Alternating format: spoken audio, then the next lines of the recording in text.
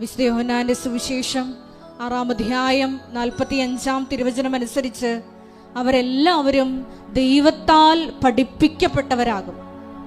ഈശോയെ, നീ തന്നെ ഞങ്ങളെ പഠിപ്പിക്കണമേ എന്ന് പ്രാർത്ഥിക്കുന്നു. ഉടമ്പടി ജീവിതത്തിൽ ഞങ്ങൾക്ക് വന്നുപോയിട്ടുള്ള കുറവുകളെ പരിഹരിക്കുവാൻ, വീണ്ടും വീണ്ടും വിശുദ്ധിയിൽ മുന്നേറുവാൻ, ഈശോയെ സൂര്യകൃപ കരയേറ്റുവാൻ ഈ ആരാധനയിൽ ഉടനീളം നീ ഞങ്ങളോട് സംസാരിക്കണമേ എന്ന് പ്രാർത്ഥിക്കുന്നു. പരിശുദ്ധ പരമ ദിവ്യ കാരുണ്യത്തിന് നേരവും ആരാധനയും സ്തുതിയും പുകഴ്ചയും ഉണ്ടായിരിക്കട്ടെ.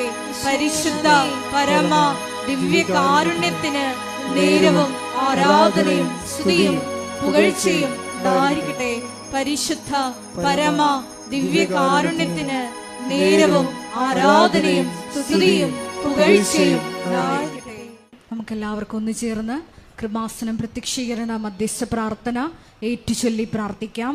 അമ്മേ പരിശുദ്ധമ്മേ, അമ്മേ പരിശുദ്ധമ്മേ, ദൈവമാതാവേ, ദൈവമാതാവേ, കൃപാസനത്തിലൂടെ ഞങ്ങൾക്കും ഞങ്ങളുടെ ദേശത്തിനും അമ്മ മധ്യസ്ഥം തേടി തന്ന എല്ലാ അനുഗ്രഹങ്ങൾക്കും കൃപകൾക്കും ഞങ്ങളിപ്പോൾ ഹൃദയം നിറഞ്ഞ നന്ദി പറയുന്നു. സ്തുതിച്ചു പ്രാർത്ഥിക്കാം. Hallelujah, hallelujah, hallelujah. നാളിതുവരെ ഞങ്ങൾക്ക് ലഭിച്ച എല്ലാ കൃപകൾക്കും അനുഗ്രഹങ്ങൾക്കും നന്ദി പറയുന്നു. Hallelujah, hallelujah. മഹത്വം, മഹത്വം. ആരാധന, ആരാധന. Hallelujah, hallelujah, hallelujah. യേശുവേ നന്ദി, യേശുവേ ആരാധന. ഹാലലൂയ.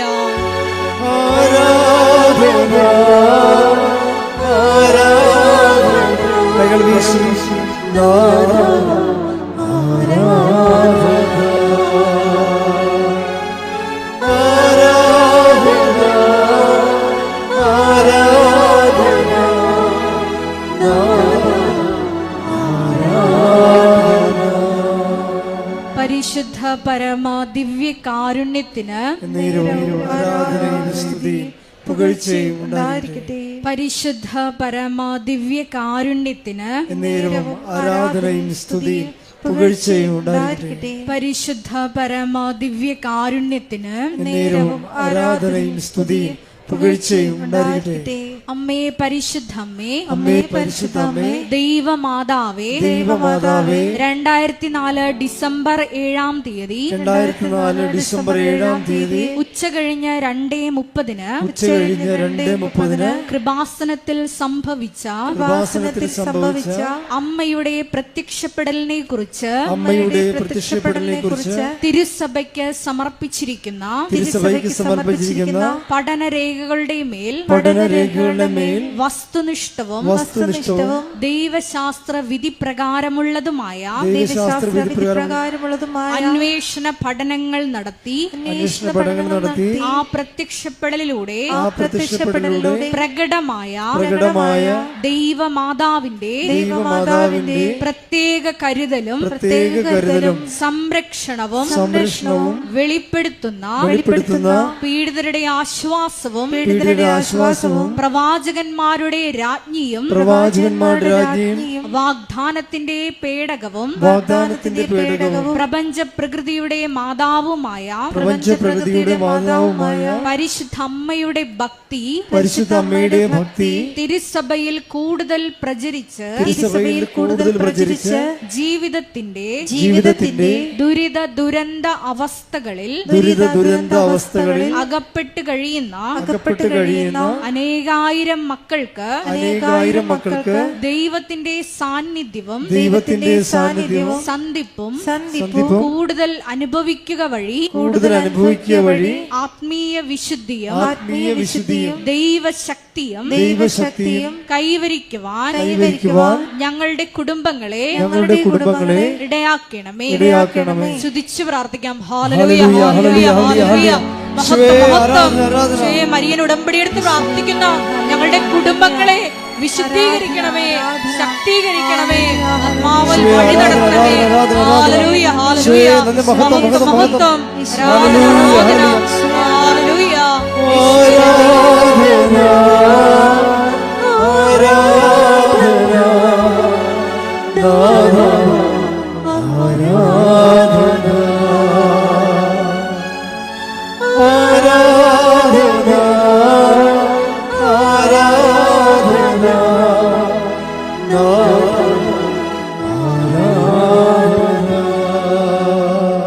പരിശുദ്ധ പരമ ദിവ്യ കാരുണ്യത്തിന് എന്നേരവും ആരാധനയും സ്തുതിയും പുകഴ്ചയും ഉണ്ടായിരിക്കട്ടെ. പരിശുദ്ധ പരമ ദിവ്യ കാരുണ്യത്തിന് എന്നേരവും ആരാധനയും സ്തുതിയും പുകഴ്ചയും ഉണ്ടായിരിക്കട്ടെ. പരിശുദ്ധ പരമ ദിവ്യ കാരുണ്യത്തിന് എന്നേരവും ആരാധനയും സ്തുതിയും പുകഴ്ചയും ഉണ്ടായിരിക്കട്ടെ. അമ്മേ പരിശുദ്ധ അമ്മേ, അമ്മേ പരിശുദ്ധ അമ്മേ, ഭൂസ്വർലോകങ്ങളുടെ രാജ്ഞിയായ ഭൂസ്വർലോകങ്ങളുടെ രാജ്ഞിയായ അങ്ങയ്ക്ക് ഭൗമ സംരക്ഷണത്തിനായി പ്രപഞ്ച പ്രകൃതിയെ തന്നെ തിരുസഭ പ്രതിഷ്ഠിക്കുവാൻ ഈ പ്രത്യക്ഷീകരണം വഴി ഇടയാക്കണമേ. പരിശുദ്ധ അമ്മേ, ജപമാല മാതാവേ, സകല കൃപാസനം പ്രാർത്ഥനകളോടും ചേർത്ത് ഞങ്ങളിപ്പോൾ പ്രാർത്ഥിക്കുന്ന ഈ സമൂഹത്തിന്റെ പ്രത്യേക നിയോഗങ്ങളും മൗനമായിട്ട് നമ്മുടെ വ്യക്തിപരമായ പ്രാർത്ഥന വിഷയങ്ങൾ കൃപാസനത്തിൽ ജീവനോടെ പ്രത്യക്ഷപ്പെട്ട ദേവമാതാവിന്റെ മധ്യസ്ഥയിൽ ദിവികാരുണ്യ സന്നിധിയിൽ സമർപ്പിച്ച് നമുക്കൊരു നിമിഷം മൗനമായിട്ട് പ്രാർത്ഥിക്കാം.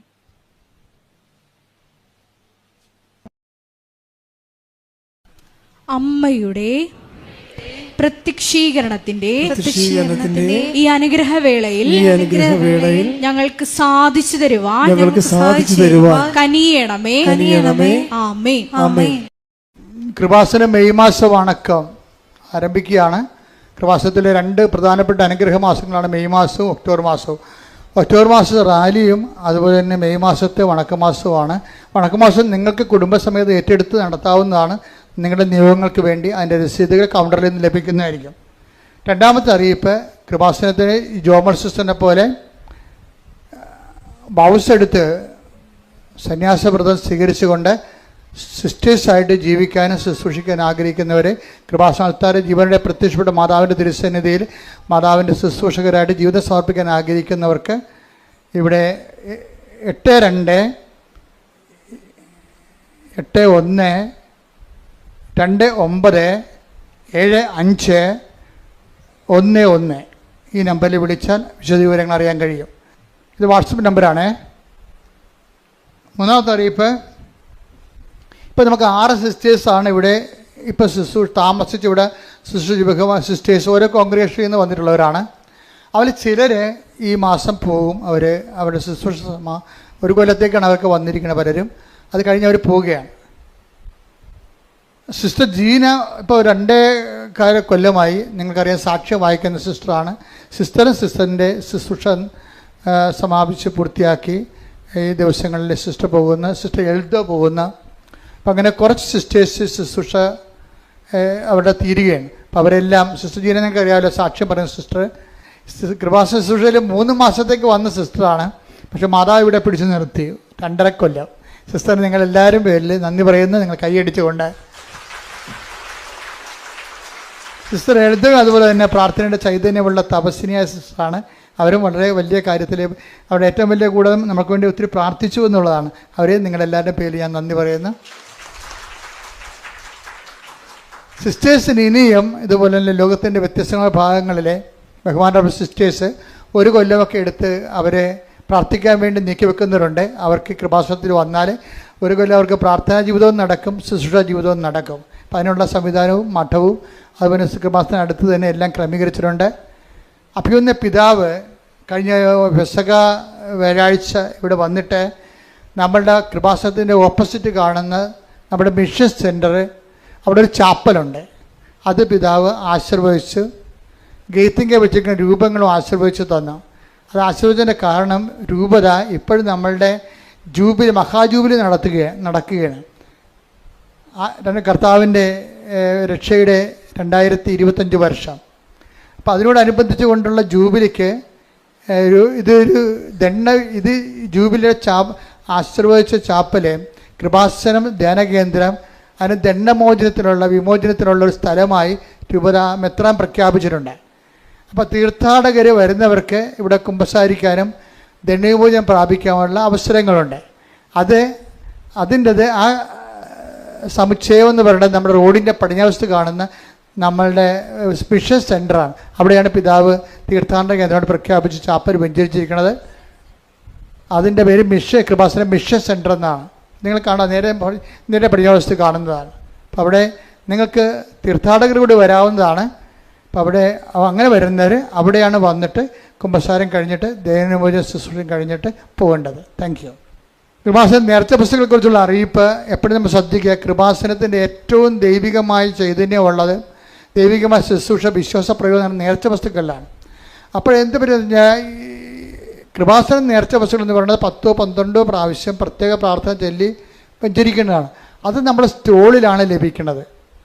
അപ്പോൾ ചില ആൾക്കാർ ഇതിൻ്റെ അകത്ത് പുറത്തുള്ളവർ അവർ വീട്ടിൽ നിന്നൊക്കെ ഈ നേർച്ച വസ്തു ഇതുപോലെ തിരികെ കൊണ്ടുവന്നിട്ട് അച്ഛൻ വെഞ്ചരിച്ചാണെന്ന് പറയും. അത് ആൾക്കാരെ പറ്റിക്കും. അപ്പോൾ അത് നേരത്തെ ഞാൻ കുറേ നാളായത് കാണുന്നുണ്ട്. അപ്പോൾ ഇപ്പോൾ പക്ഷേ ഒത്തിരി ആൾക്കാർ പറ്റിക്കൽ വീണിട്ടുണ്ട്. അതുകൊണ്ടാണ് പറയണത്, പുറത്തുള്ള ഒരു നേർച്ച വസ്തുവും കൃപാസനമായിട്ട് യാതൊരു ബന്ധമില്ല. അത് അവരുടെ വിഷയങ്ങളാണ്. നിങ്ങൾക്ക് വെഞ്ചരിച്ച വസ്തുക്കൾ ഉള്ളതും ഉടമ്പടിയുടെ ബന്ധപ്പെട്ട കാര്യങ്ങളെല്ലാം ഉള്ളത് കൃപാസനകത്താണ്. പുറത്തുള്ള ഒരു വിഷയമായിട്ടും കൃപാസനത്തിന് ബന്ധമില്ലെന്ന് അറിയിക്കുന്നു. അഖണ്ഡ ജപമാല മധ്യസ്ഥ പ്രാർത്ഥന നടത്താൻ ആഗ്രഹിക്കുന്നവർ ഓഫീസുമായിട്ട് ബന്ധപ്പെടേണ്ടതാണ്.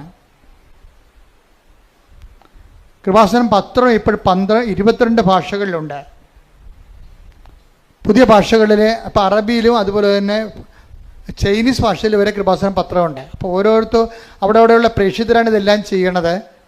ഇപ്പോൾ നമ്മുടെ അനുവാദത്തോടും അംഗീകാരത്തോടുകൂടിയാണ് അതൊക്കെ ചെയ്യണത്. അപ്പോൾ അതുപോലെ നിങ്ങളുടെ ഏതെങ്കിലും രാജ്യങ്ങൾ ഇപ്പോൾ ഇവിടെ ഇല്ലാത്ത പത്രങ്ങൾ എന്തെങ്കിലും നിങ്ങളുടെ ആ രാജ്യങ്ങളുണ്ടെങ്കിൽ നിങ്ങൾക്ക് അതനുസരിച്ച് പ്രേക്ഷിത വേലയിൽ പങ്കെടുക്കാവുന്നതാണ്. എപ്പോഴും ശ്രദ്ധിക്കേണ്ട വിഷയം, ഉടമ്പടി ധ്യാനം നിങ്ങൾ കൂടാതിരിക്കരുത്. ഇപ്പം ഇന്ന് കൂടിയാലും വീണ്ടും ഓർക്കേണ്ടി വരുമല്ല. അപ്പം നിങ്ങൾ ഒരിക്കൽ കൂടി ഈ ധ്യാനം ചൊവ്വാഴ്ച അപ്പ് ചെയ്യുമ്പോൾ നിങ്ങളതിൽ കൂടണം. അതുപോലെ തന്നെ എല്ലാ ദിവസവും ഉള്ളത് 10 മിനിറ്റ് 12 മിനിറ്റ് ശുശ്രൂഷ ഉണ്ട്. 5 പേർക്ക് നിങ്ങൾ പ്രത്യക്ഷ പ്രാർത്ഥന അച്ഛൻ നിങ്ങളോട് കൂടെ ചെല്ലണതാണത്. അത് മുടങ്ങിപ്പോകരുത്. പ്രത്യക്ഷ അതിന് ഡെയിലി ബ്രെഡ് എന്നാ പേര്. അത് 3 മിനിറ്റ് പ്രത്യക്ഷ പ്രാർത്ഥന, 3 മിനിറ്റ് അന്നത്തെ നിയോഗ പ്രാർത്ഥന, ഒരു ബാക്കിയുള്ള സമയം 12 മിനിറ്റ് വരെ. എന്നുവെച്ചാൽ ബാക്കിയുള്ള ഒരു 4-5 മിനിറ്റ് 6 മിനിറ്റോളം ചിലപ്പോൾ വരും. അതെല്ലാം അന്നത്തെ സന്ദേശമാണ് നൽകണത്. അപ്പം അത് കൂടുകയും സ്റ്റാറ്റസ് ഇടുകയും ഷെയർ ചെയ്യുകയും ചെയ്യണമെന്ന് പ്രത്യേകം ഓർപ്പിക്കുന്നു. പരിശുദ്ധ പരമദിവ്യകാരുണ്യത്തിന് ആരാധനയും സ്തുതിയും പുകഴ്ചയും ഉണ്ടായിരിക്കട്ടെ. പരിശുദ്ധ പരമദിവ്യകാരുണ്യത്തിന് ആരാധനയും സ്തുതിയും പുകഴ്ചയും ഉണ്ടായിരിക്കട്ടെ. പരിശുദ്ധ പരമദിവ്യകാരുണ്യത്തിന് ആരാധനയും സ്തുതിയും പുകഴ്ചയും ഉണ്ടായിരിക്കട്ടെ. പെട്ടെന്ന് ഫയറാകുന്ന ഉടമ്പടിയുടെ അടിസ്ഥാനപരമായ ഒരു ബിഹേവിയറുണ്ട്.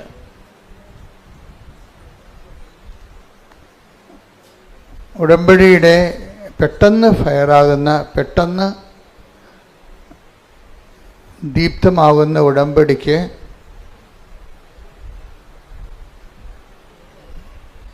അതിൻ്റെ ആധാരത്തിൽ ഒരു ബേസിക് ആയിട്ടുള്ള ബിഹേവിയറുണ്ട്. ബിഹേവിയർ എന്ന് പറയുന്നത് എന്താണ്? പെരുമാറ്റം.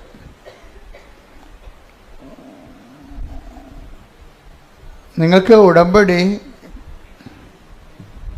പെട്ടെന്ന് ഉടമ്പടിയിലേക്ക് ചാലുവാകണമെങ്കിൽ ആദ്യം ഒന്ന് ശ്രദ്ധിക്കേണ്ട കാര്യം,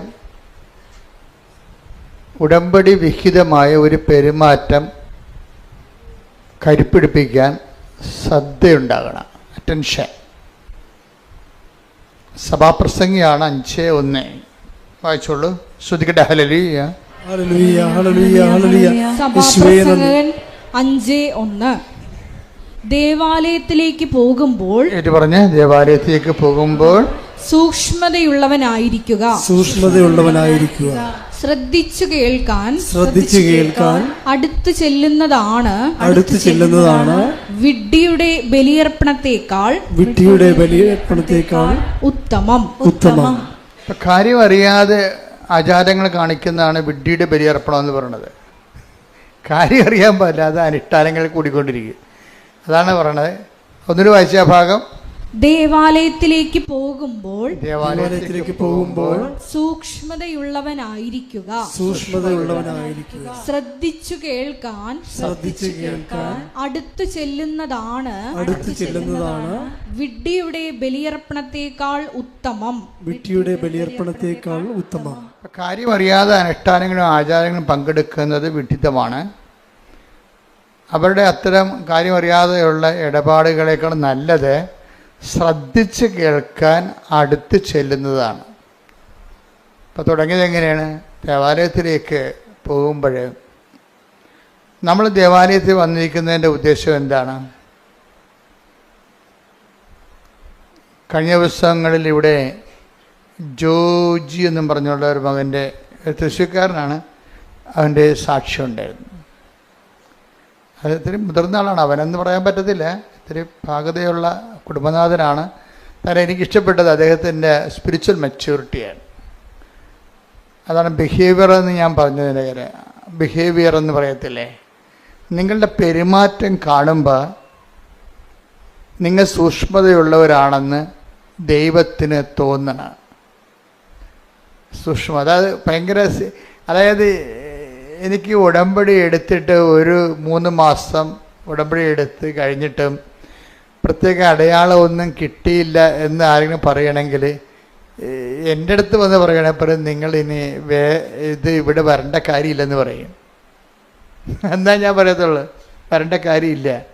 നിങ്ങൾക്ക് കഥ അറിയാതെ ആട്ടം കാണുകയാണ്. എന്തൊക്കെ എഴുതി കൊണ്ടുവന്ന് കെട്ടിത്താത്തുമ്പോൾ എന്തോ സംഭവം നടക്കുമെന്ന് വിചാരിച്ചതിൻ്റെ വിട്ടുവേഷം കിട്ടുകയാണ്.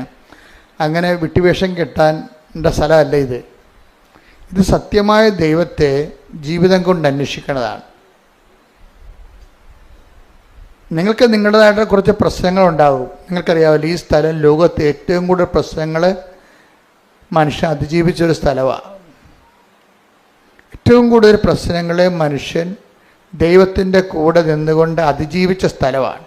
അപ്പം അങ്ങനെ ഒരു സ്ഥലത്ത് വരുമ്പോൾ നമുക്ക് ആ ഒരു ബോധമാണ് വേണ്ടത്. ഇപ്പോൾ സഭാപ്രസംഗി 5:1 ദേവാലയത്തിലൂടെ ചെല്ലുമ്പോൾ സൂക്ഷ്മതയുള്ളവനാണെന്ന് പറയുമ്പോൾ ആ സൂക്ഷ്മതയ്ക്കുള്ള അർത്ഥം എന്താണ്? പല അർത്ഥങ്ങളുണ്ട്. ശ്രദ്ധ എന്നുള്ള അർത്ഥമാണ് അറ്റൻഷൻ. അത് അതിൻ്റെ കൂടെ ഉള്ളൊരു വ്യാഖ്യാനമായിട്ട് വരുന്നുണ്ട്. അതായത് വിഡ്ഢിയുടെ ബലിയർപ്പണത്തെക്കാളും കാര്യങ്ങൾ അറിയാതെ അഭ്യാസം കാണിക്കുന്നവരുടെ ആചാര അനുഷ്ഠാനങ്ങളെക്കാളും നല്ലത് ശ്രദ്ധിച്ച് കേൾക്കാൻ അടുത്ത് ചെല്ലണതാണ്. പറയുന്ന കാര്യങ്ങളെല്ലാം ശ്രദ്ധിക്കണം, അത് കേൾക്കണം. അത് കേട്ടാൽ മാത്രം പോരാ, അതിൽ നടപ്പിൽ വരുത്തണം. നമ്മൾ കേൾക്കണത് എന്തിനു വേണ്ടിയാണ്? ആ കാര്യം എക്സിക്യൂട്ട് ചെയ്യാനാണ്, നടപ്പിൽ വരുത്താനാണ്. ഞാനെന്താ ഇങ്ങനെ പറയണമെന്ന് വെച്ച് കഴിഞ്ഞാൽ, ഇപ്പം ഇന്നലെ ഒരു വലിയമ്മച്ചി ഇവിടെ അച്ഛനെ കാണാൻ വന്നിട്ട് കൂട്ടത്തിലുണ്ടായിരുന്നു. ഞാനോട് പറഞ്ഞ് നിങ്ങളുടെ ഉടമ്പടി ഓക്കെ അല്ലെന്ന് പറഞ്ഞ്. എന്ന് വെച്ച് കഴിഞ്ഞാൽ അതൊരു എന്താണ്, എല്ലാവരും വന്ന് ഉടമ്പടി ചെയ്യുന്നു, അതനുസരിച്ചൊക്കെ അവർക്ക് പ്രാർത്ഥിക്കുകയൊക്കെ ചെയ്യുന്നുണ്ട്, തിരിയൊക്കെ കത്തിക്കുന്നുണ്ട്, രോഗികളൊക്കെ പോയി കാണുന്നുണ്ട്, അങ്ങനെ പത്രമൊക്കെ കൊടുക്കുന്നുണ്ട്, അതൊക്കെ ചെയ്യുന്നുണ്ട്. അപ്പം ഞാൻ പറഞ്ഞു നിങ്ങളുടെ ഉടമ്പടി ഓക്കെ അല്ലെന്ന് പറഞ്ഞു. എന്താ കാര്യം വെച്ച് കഴിഞ്ഞാൽ ഇവരിതൊക്കെ ഒരു അനുഷ്ഠാന ക്രമം പോലെ, അങ്ങനെ ചട്ടപ്പടി പ്രോഗ്രാമായിട്ട് ചെയ്ത് മാറ്റുകയും, ഈ പ്രോഗ്രാം ക്രിസ്ത്യൻസിന് അല്ലെങ്കിൽ അങ്ങനെ പ്രോഗ്രാമായിട്ട് ഈ ഉടമ്പടി ഒരു പ്രോഗ്രാമായിട്ട് ചെയ്യുന്നത് അതായത് ഒരു എല്ലക്കൊള്ളാത്തൊരു പരിപാടിയാണ്. അത് തൊലിപ്പുറത്തുള്ള പരിപാടിയാണ്. നമ്മളോട് എന്ത് പറഞ്ഞിരിക്കുന്നു അതിൻ്റെ പകുതി ചെയ്യും. ഇവിടുന്ന് എന്താണ് പറയണത്, അതെങ്ങനെ കുറക്കാവുന്ന ആൾക്കാർ നോക്കത്തുള്ളൂ അല്ലേ. പാലം കിടന്നാലും ചാടിപ്പോകാൻ സ്ഥലം കൊണ്ട് ആൾക്കാർ ചാടിയിലേ പോകത്തുള്ള കാര്യമല്ലേ. ഒരു ചെറിയ തോടാണെന്ന് വിചാരിച്ചു. മാർച്ച് ഏപ്രിൽ മാസത്തിലൊക്കെ വെള്ളം പറ്റിക്കഴിഞ്ഞാൽ പാലം ഉണ്ടാകും കൂടെ. പാലം കിടന്നാലും ആൾക്കാർ നോക്കണത് കിടക്കാൻ പറ്റിയ വെള്ളമേ ഉള്ളെന്നുണ്ടെങ്കിൽ ചാടിക്കിടക്കും. പാലത്തിന് എങ്ങനെ കട്ട് ഷോട്ട് ചെയ്യാമെന്ന് നോക്കത്തുള്ളൂ. അത് ആൾക്കാരുടെ ബിഹേവിയറിലുള്ള ഒരു പ്രശ്നമാണ്. എങ്ങനെ പെട്ടെന്ന് ലളിതമായിട്ട് തീർക്കാൻ പറ്റുമെന്ന്. ഈ ഒരു ബിഹേവിയറിസം പെരുമാറ്റ ശൈലി ഉടമ്പടി കൊണ്ടുവന്നിട്ടുണ്ട്. ഉടമ്പടിയുടെ എങ്ങനെ ഉടമ്പടിയിൽ ചെറിയ രീതിയിലത് ശ്ലോകത്തിൽ കഴിക്കാൻ പറ്റുമെന്ന് നോക്കും.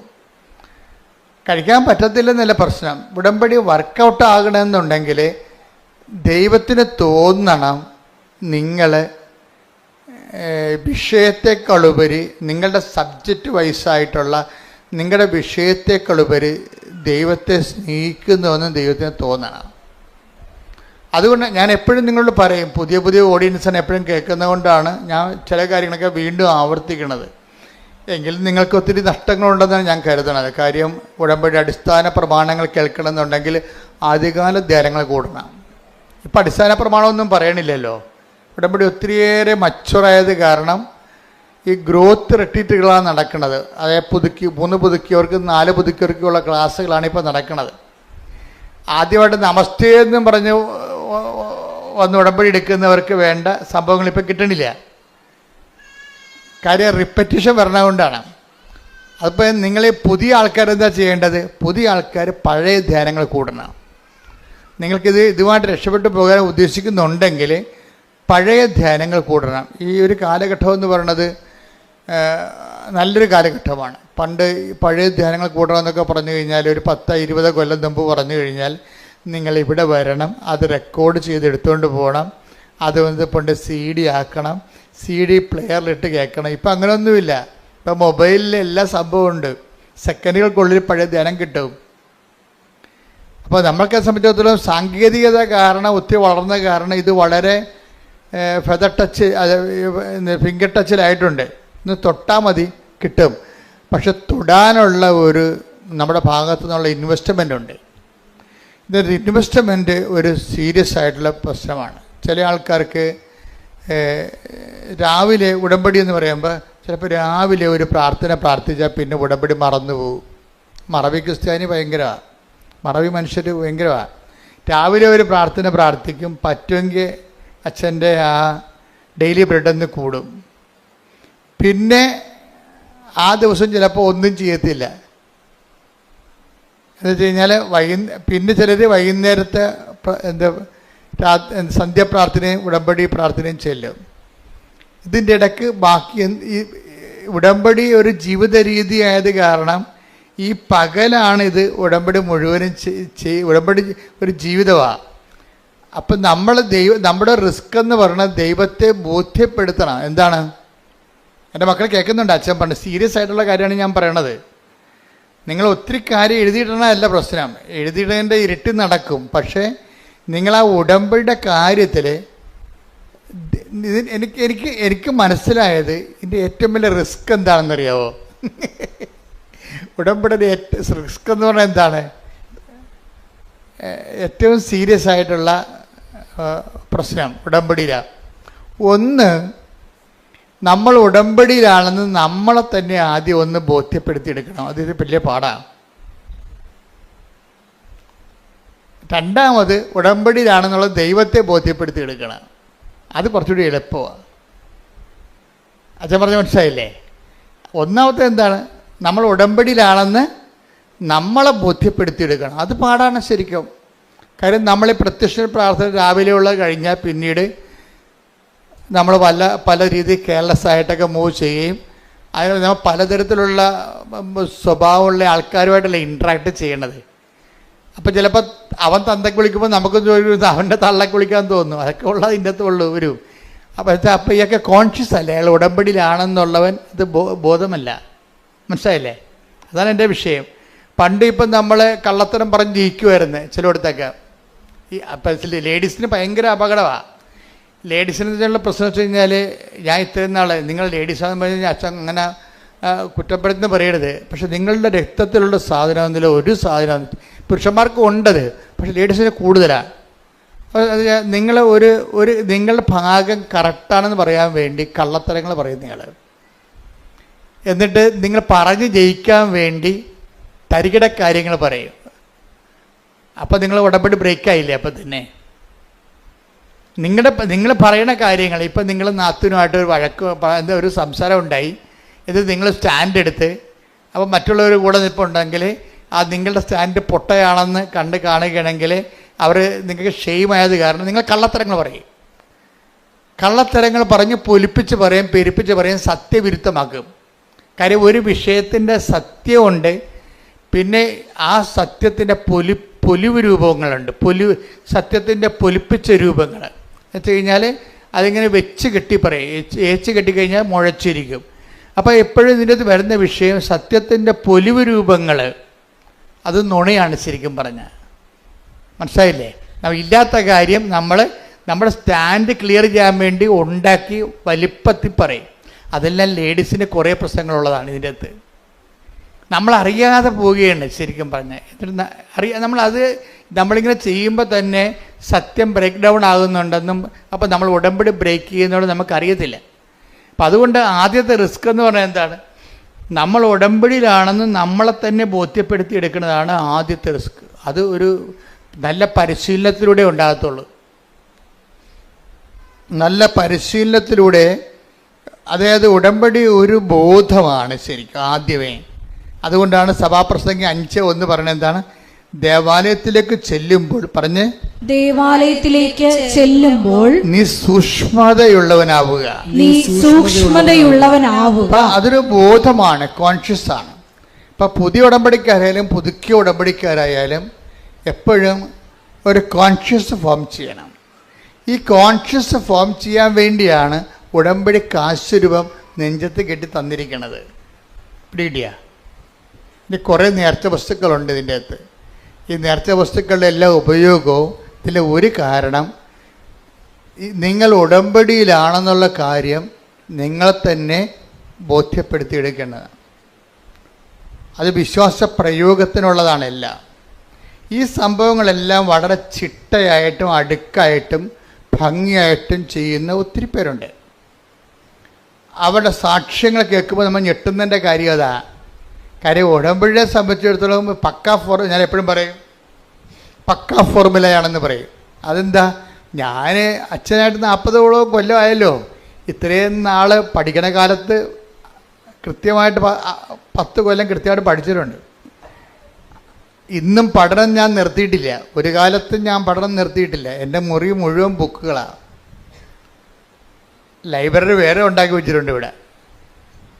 എന്നിട്ട് ആയിരക്കണക്കിന് രൂപയുടെ പുസ്തകങ്ങൾ എല്ലാ കൊല്ലവും മേടിച്ചു കൂട്ടുകയും ചെയ്യും. പുതിയ പുതിയ കാര്യങ്ങൾ വരുമ്പോഴും പഠനങ്ങൾ വരുമ്പോഴും അതെല്ലാം ശ്രദ്ധിക്കുകയും അപ്ഡേഷൻ നടത്തുകയും ചെയ്യും. അതിങ്ങനെ മുഴുവൻ നിങ്ങൾക്കിങ്ങനെ കൊട്ടച്ചങ്ങ പോലെ ഞാൻ എഴുതി പൂളി തരത്തില്ല. അതിനെ അസിമുലേറ്റ് ചെയ്തിട്ട് അതിൻ്റെ സത്യാവശങ്ങൾ പരിശോധിക്കും. അപ്പോൾ ഒരു നിരന്തര പഠനത്തിലാണ്. ഈ ഒരു തിഷ്ഠത നിങ്ങളുടെ ഭാഗത്തുനിന്ന് ഉണ്ടാകണം. ഉടമ്പടിയിലൂടെ നിങ്ങൾ ജീവിക്കുകയും പഠിക്കുകയും ചെയ്യാൻ. നിങ്ങളെ പലരും എടുക്കുന്നത് ഡിസ്പോസിബിൾ ഉടമ്പടിയാണ് എടുക്കുന്നത്. ഡിസ്പോസിബിൾ ഉടമ്പടിയിൽ ഡിസ്പോസിബിൾ ഗ്ലാസ് ഇല്ലേ, ഇപ്പം നിരോധിച്ചിട്ടുണ്ട് ഗവൺമെൻറ് അല്ലേ? ഇപ്പം നിരോധിച്ച ഡിസ്പോസിബിൾ ഗ്ലാസ്. അത് കാപ്പി കുടിച്ചിട്ട് ഗ്ലാസ് എടുത്ത് എറിഞ്ഞ് ഡിസ്പോസ് ചെയ്ത് കളയും. അത് പല ആൾക്കാരും വഴിയിലാണ് കളയുന്നത്. ഇതുപോലെ തന്നെ ഡിസ്പോസിബിൾ ഉടമ്പടി എടുത്തിട്ടുണ്ട് കുറേ ആൾക്കാർ. എന്ന് വെച്ച് കഴിഞ്ഞാൽ അതിൻ്റെ അകത്ത് നിങ്ങളുടെ IELTS മറ്റേ PR മാത്രം എടുത്തിട്ട് ഉടമ്പടി കളയും. ഡിസ്പോസിബിൾ ഉടമ്പടി പുതിയ അങ്ങനെ കുറേ അവതാരങ്ങളുണ്ട്. ഭയങ്കര മുതലുകളല്ല വന്നത്, ഉടമ്പടി വന്നതല്ലേ. എന്നുവെച്ചാൽ ഡിസ്പോസിബിൾ ഉടമ്പടി എന്ന് വെച്ച് കഴിഞ്ഞാൽ അവർക്ക് ആവശ്യമായ അവിടെ ഇപ്പം പരീക്ഷ റിസൾട്ട് വരാൻ പോകുന്നു. റിസൾട്ട് വന്നു കഴിഞ്ഞു, ശരി, അവർക്ക് റാങ്ക് കിട്ടി, യേശുവേ സ്തോത്രം, യേശുവേ നന്ദി, ബാക്കി ഉടമ്പടി കളയും. ആ റിസൾട്ട് മാത്രം എടുക്കും. ചായ കുടിച്ചൊരു ഗ്ലാസ് കളയും. അതിനാണ് ഡിസ്പോസിബിൾ ഉടമ്പടി എന്നും. ഇതിൻ്റെ വിഷയമെന്ന് പറയണത് ഉടമ്പടി ഡിസ്പോസ് ചെയ്യാൻ പറ്റത്തില്ല. കാര്യം എന്താണ്? നിങ്ങൾ ഡിസ്പോസ് ചെയ്താലും കടമായിട്ട് നിൽക്കും. അത് കാര്യം എന്താണ്? ഉടമ്പടി ചെയ്യണത് മാറ്റമില്ലാത്ത ഒരാളുമായിട്ടാണ് ഉടമ്പടി ചെയ്യണത്. അപ്പനും അമ്മയാണെന്ന് പറഞ്ഞാലും മരിക്കുമ്പോൾ തീരും. ഇത് തീരത്തില്ല.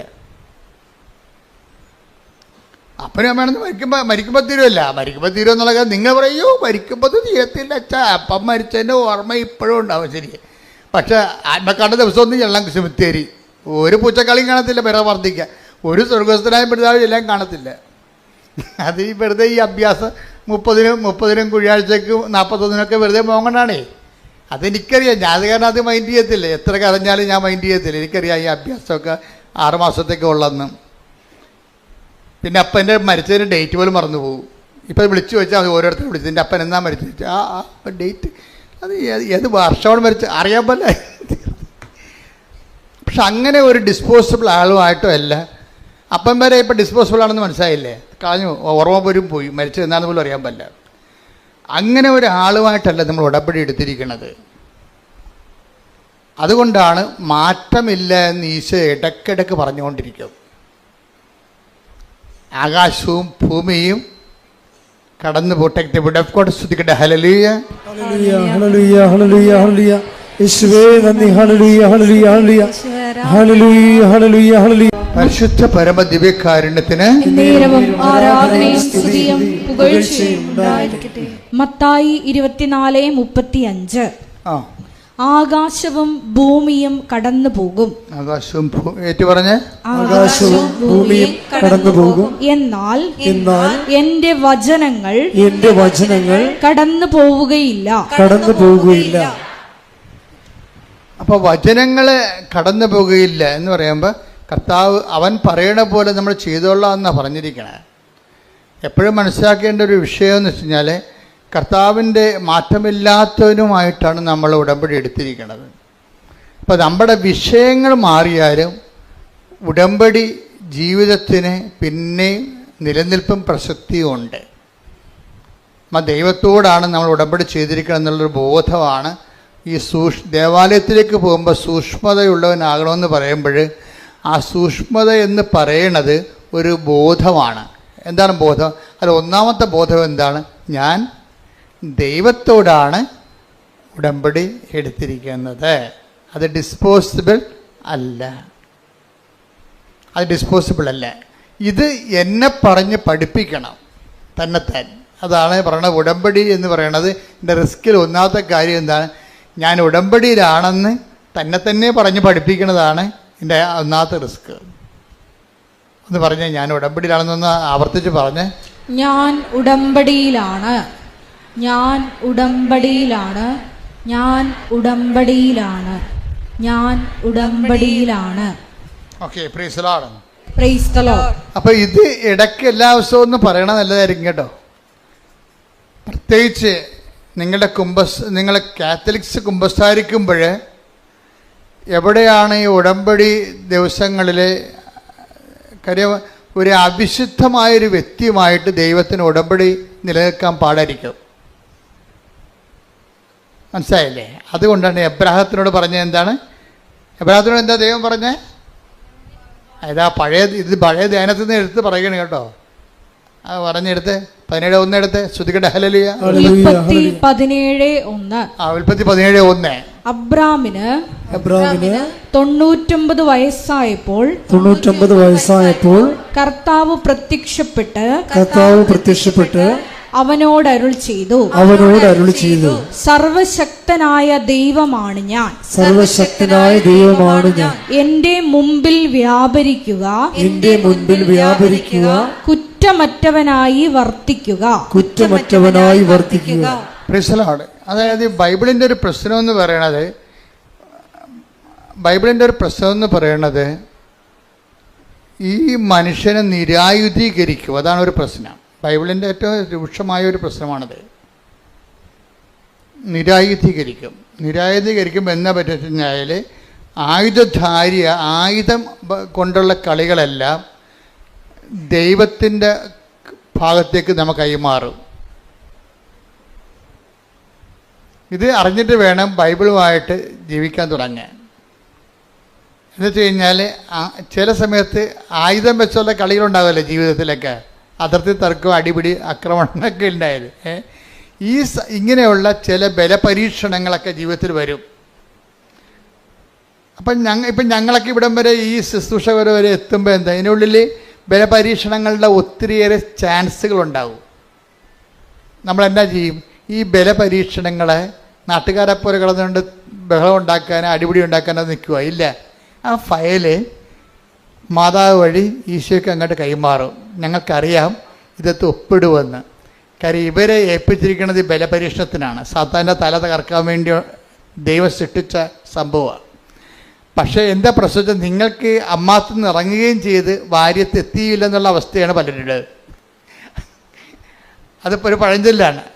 അമ്മയുടെ വീട്ടിൽ നിന്ന് പഠിക്കുകയായിരുന്നു, അവിടെ നിന്ന് ഇറങ്ങി ഭാര്യത്ത് അപ്പൻ്റെ വീട്ടിൽ എത്തിയില്ല, നടക്കു നിൽക്കുക. ലോകത്തു നിന്നൊക്കെ പോന്ന്, പക്ഷെ ദൈവത്തിൻ്റെ അടുത്ത് എത്തിയില്ല. ഇവിടെ ചില ആൾക്കാരുടെ പ്രശ്നം അതാണ്. ലോകത്തുനിന്ന് പോന്ന്. ഇതിനകത്ത് വരുന്ന വിഷയം എന്ന് പറയണത് ഇങ്ങനെ നടുക്കം നിർത്തി അവിടെ ദൈവവും ഇല്ല പിശാചും ഇല്ലാത്തൊരവസ്ഥ വരും.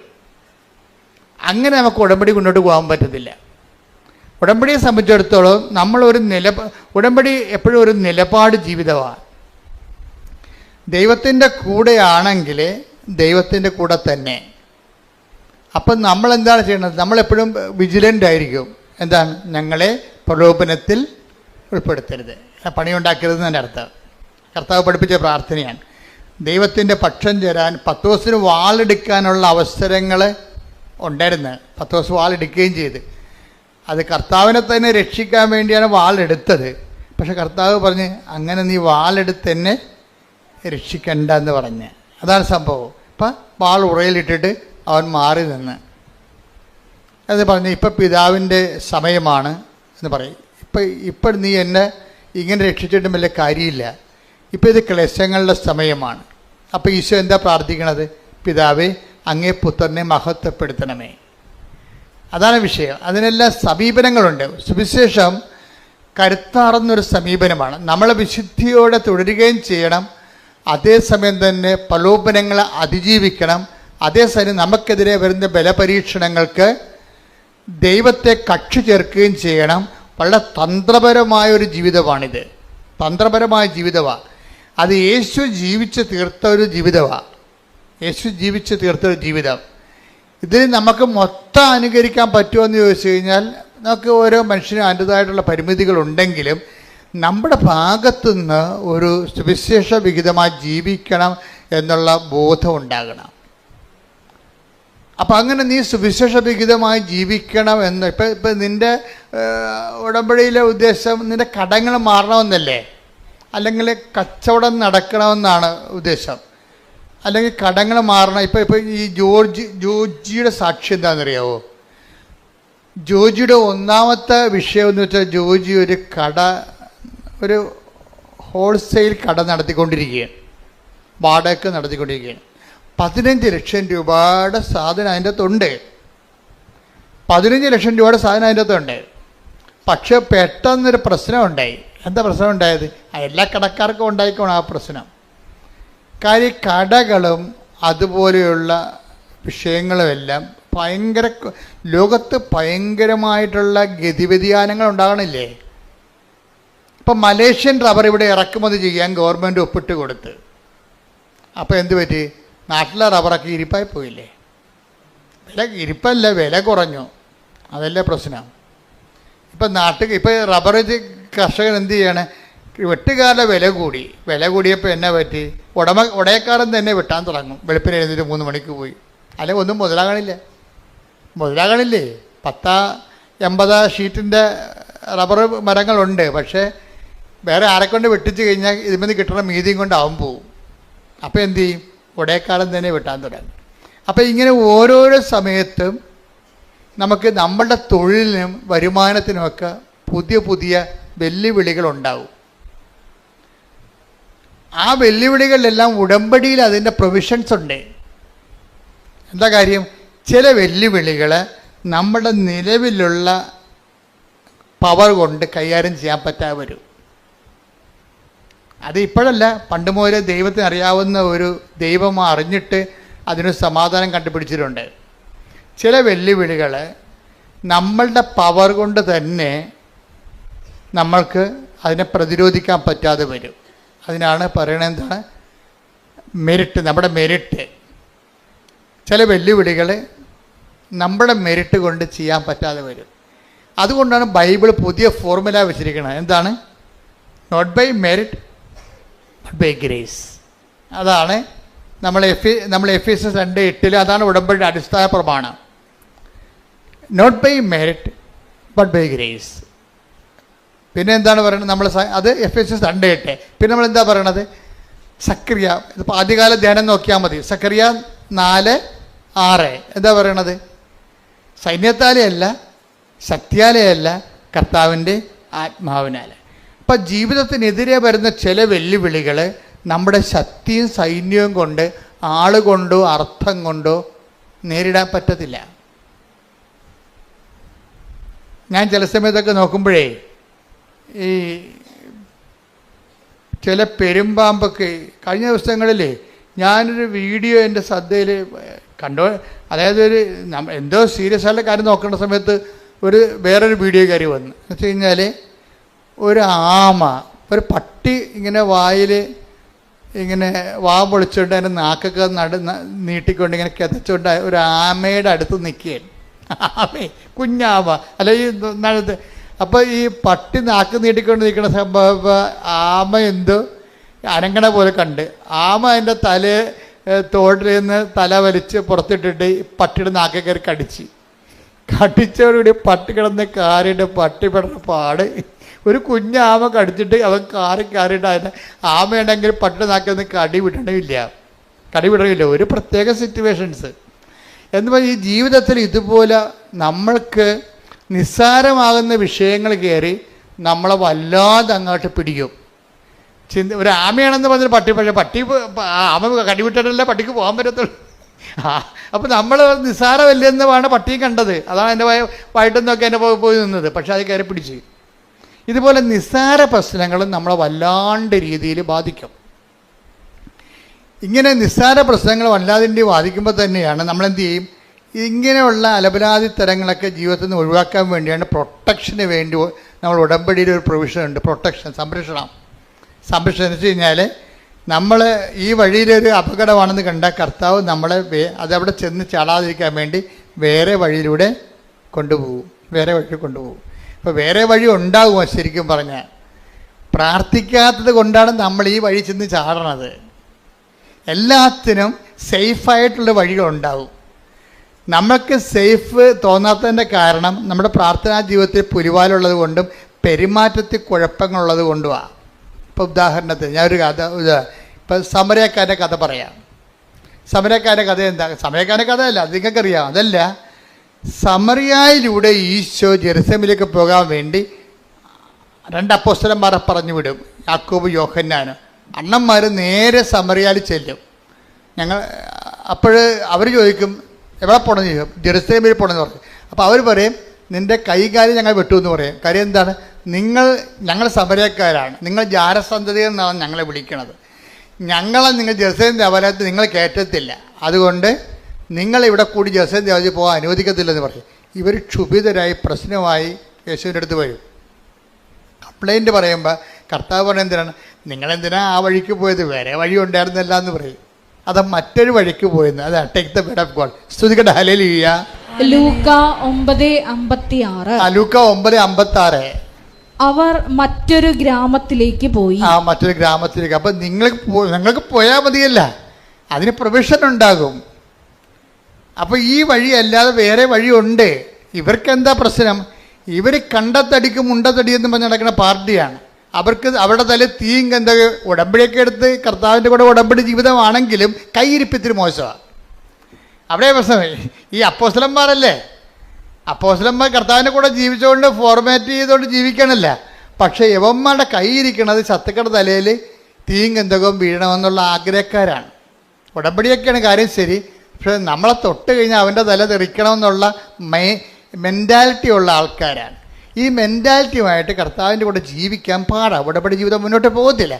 അതുകൊണ്ട് അവരിൽ തന്നെയുള്ള വിഷമൊക്കെ പുറത്ത് ചാടിച്ചിട്ട് താണ് ഇവരെ ക്ലീൻ ചെയ്തെടുക്കണേ കർത്താവ്. ഇപ്പോൾ ഇഷ്യൂസ് ഉണ്ടാകുമ്പോൾ ഓർക്കുക, നിങ്ങളുടെ കയ്യിൽ എന്തോ കുഴപ്പമുണ്ടെന്ന് അതിൻ്റെ അർത്ഥം. അവൻ്റെ കുഴപ്പമുണ്ടെന്നല്ല പ്രശ്നം.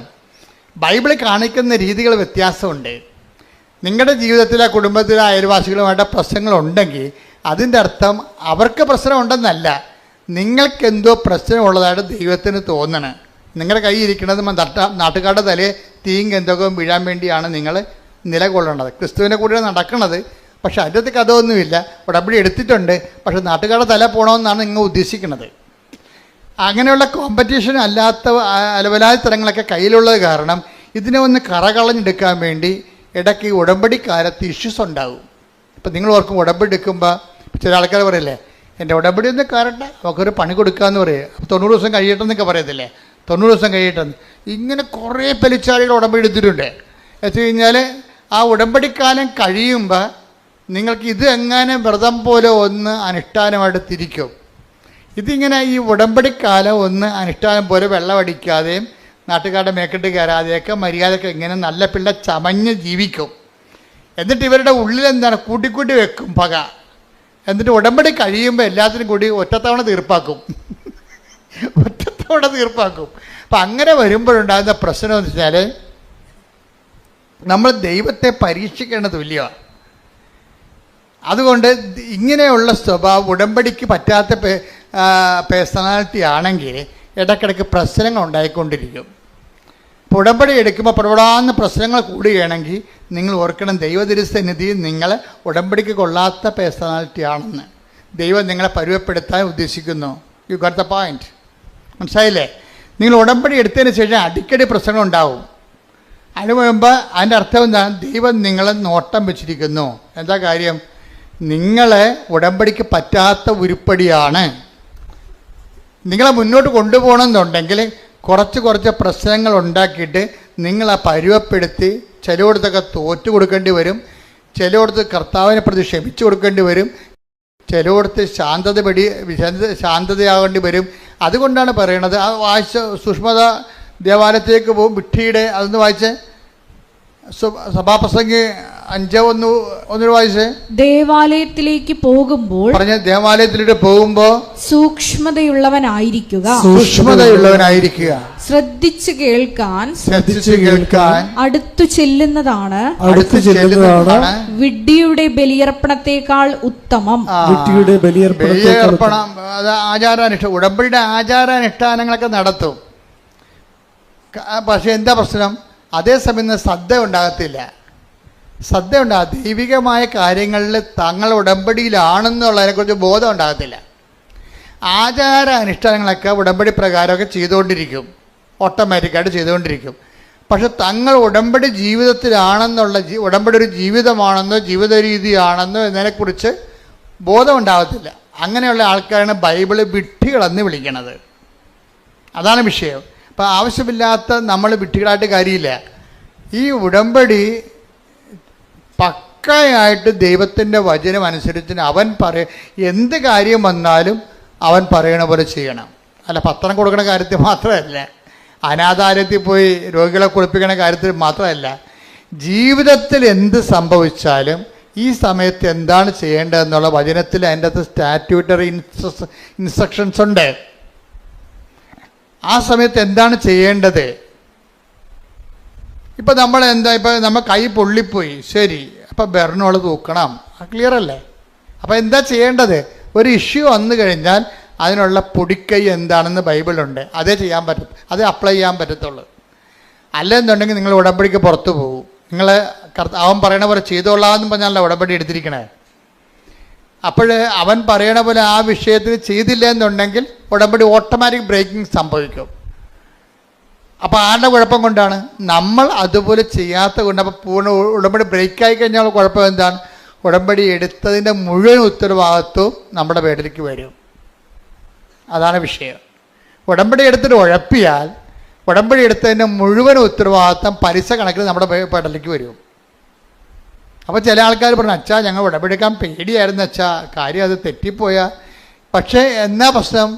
ഇത് വെറുതെ ഉഴപ്പന്മാർക്ക് മാത്രമേ ഇത് പ്രശ്നമുള്ളൂ. അല്ലാത്തൊരു മര്യാദക്ക് ഉടമ്പടി സുന്ദരമായിട്ട് ജീവിച്ചിട്ട് ആയിരക്കണക്കിന് സാക്ഷ്യങ്ങളല്ല യൂട്യൂബിലുള്ളത്. അപ്പോൾ അത് എളുപ്പമുള്ള കാര്യമാണ്. ഞാൻ സംസാരിച്ചുകൊണ്ടിരിക്കുന്ന കാര്യം എല്ലായിടത്തും ജീവിതത്തിൽ ഉഴപ്പിയിട്ടുണ്ട്. ആ പാരമ്പര്യം അനുസരിച്ച് ഇവിടെ വന്ന് ഉഴപ്പും. അതാണ് പ്രശ്നം. നിങ്ങൾ ജീവിതം മൊത്തം ഉഴപ്പിയ പാർട്ടി ആയിരിക്കും. പക്ഷെ നിങ്ങൾ ഉടമ്പടി എടുക്കുമ്പോഴെങ്കിലും നിങ്ങളുടെ ആ സ്വഭാവം ഒന്ന് മാറ്റി വെക്കണം, നല്ലതായിരിക്കും. എന്തെടുത്താലും പകുതിയാക്കത്തില്ല. കുറേ പേരും തുടങ്ങി വെക്കും. ആദ്യം ചായക്ക തുടങ്ങും, അത് പകുതിയാക്കാതെ നാട്ടുകാരെ കാശ് കൊണ്ടുപോകും. പിന്നെ പശു വളർത്തൽ തുടങ്ങും. അത് പിന്നെ കുറച്ച് കഴിയുമ്പോൾ അത് ഒഴിവാക്കും. ഇങ്ങനെ കുറേ തുടങ്ങി പകുതിക്ക് ഇട്ട് വസ്തു വിറ്റുമാറ്റി തെണ്ടികളായ ആൾക്കാർ നാട്ടിലുണ്ട്. എന്താ കാര്യം? ഒന്നിനകത്ത് കോൺസെൻട്രേറ്റ് ചെയ്യത്തില്ല, ഒരു സാധനത്തിലും കോൺസെൻട്രേറ്റ് ചെയ്യത്തില്ല. വീട്ടിൽ കോഴിയും പശുവിനൊക്കെ വിട്ടിട്ടും പുള്ളി രാഷ്ട്രീയത്തിൻ്റെ മെമ്പറാകാൻ വേണ്ടി നടക്കും. പിന്നെ എങ്ങനെ ഇതൊക്കെ ജീവിക്കണത്? അങ്ങനെ ആൾക്കാരെ കണ്ടിട്ടില്ലേ നിങ്ങൾ? വീട്ടിൽ കുറേ കാര്യങ്ങൾ തുടങ്ങി വെക്കും, എന്നിട്ട് കുറച്ച് കഴിയുമ്പോൾ രാഷ്ട്രീയത്തെക്കാരെ ആരെങ്കിലും കാണുകയാണെങ്കിൽ പിന്നെ അതിൻ്റെ പുറകെ നടക്കും, വീട്ടിൽ നിൽക്കത്തുമില്ല. ഇതെന്നുവെച്ചാൽ ഈ ജീവികളൊക്കെ വളരണമെന്നുണ്ടെങ്കിൽ സമയാസമയങ്ങളിൽ മരുന്നും ഭക്ഷണമൊക്കെ കൊടുക്കാതെ വളരത്തില്ല. ശ്രദ്ധ, ഇതിനാണ് ശ്രദ്ധ എന്ന് പറയണത്. ഉടമ്പടി നിങ്ങൾ പോകണമെങ്കിൽ ഉടമ്പടിയുടെ ഒരു ശ്രദ്ധയുണ്ട്, ശ്രദ്ധയുള്ള ജീവിതമുണ്ട്. എനിക്ക് തോന്നുന്നത് ഒരു 70% പേർക്ക് ഈ ശ്രദ്ധയുണ്ട്. ഞാൻ ഈ 30% ടാർഗറ്റ് ചെയ്യണത്. കാര്യം എനിക്ക് നിങ്ങളുടെ സാക്ഷ്യം കൊണ്ട് മുതലാകണില്ല, അതുകൊണ്ടാണ്. കാര്യം ഉടമ്പടി ഒരു പെർഫെക്റ്റ് ഫോർമുലയാണ്. അത് ഒരുമാതിരിപ്പെട്ട ഏത് മന്ദബുദ്ധിയും അതൊന്ന് ആക്ടിവേറ്റ് ചെയ്താൽ നല്ല റിസൾട്ട് വരേണ്ടതാണ്. ചില ആൾക്കാർക്ക് 2 പ്രാവശ്യം പുതുക്കിയിട്ടും 0 റിസൾട്ടാണ്. 2 പ്രാവശ്യം പുതുക്കി പക്ഷെ 0 റിസൾട്ടാണ്. എന്താ കാര്യം?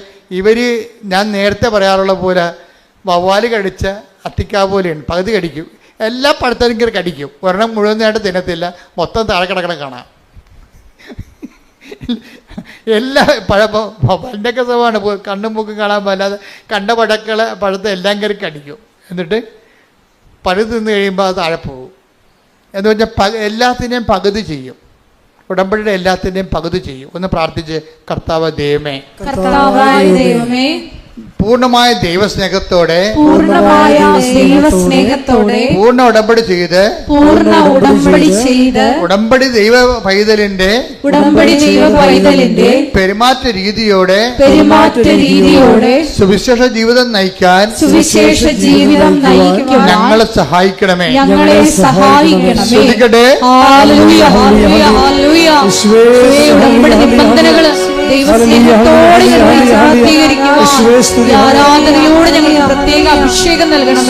അതെന്താ പറഞ്ഞാന്ന് വെച്ച് കഴിഞ്ഞാൽ ഇടയ്ക്കൊന്ന് ഇട്ട് കളയരുത്.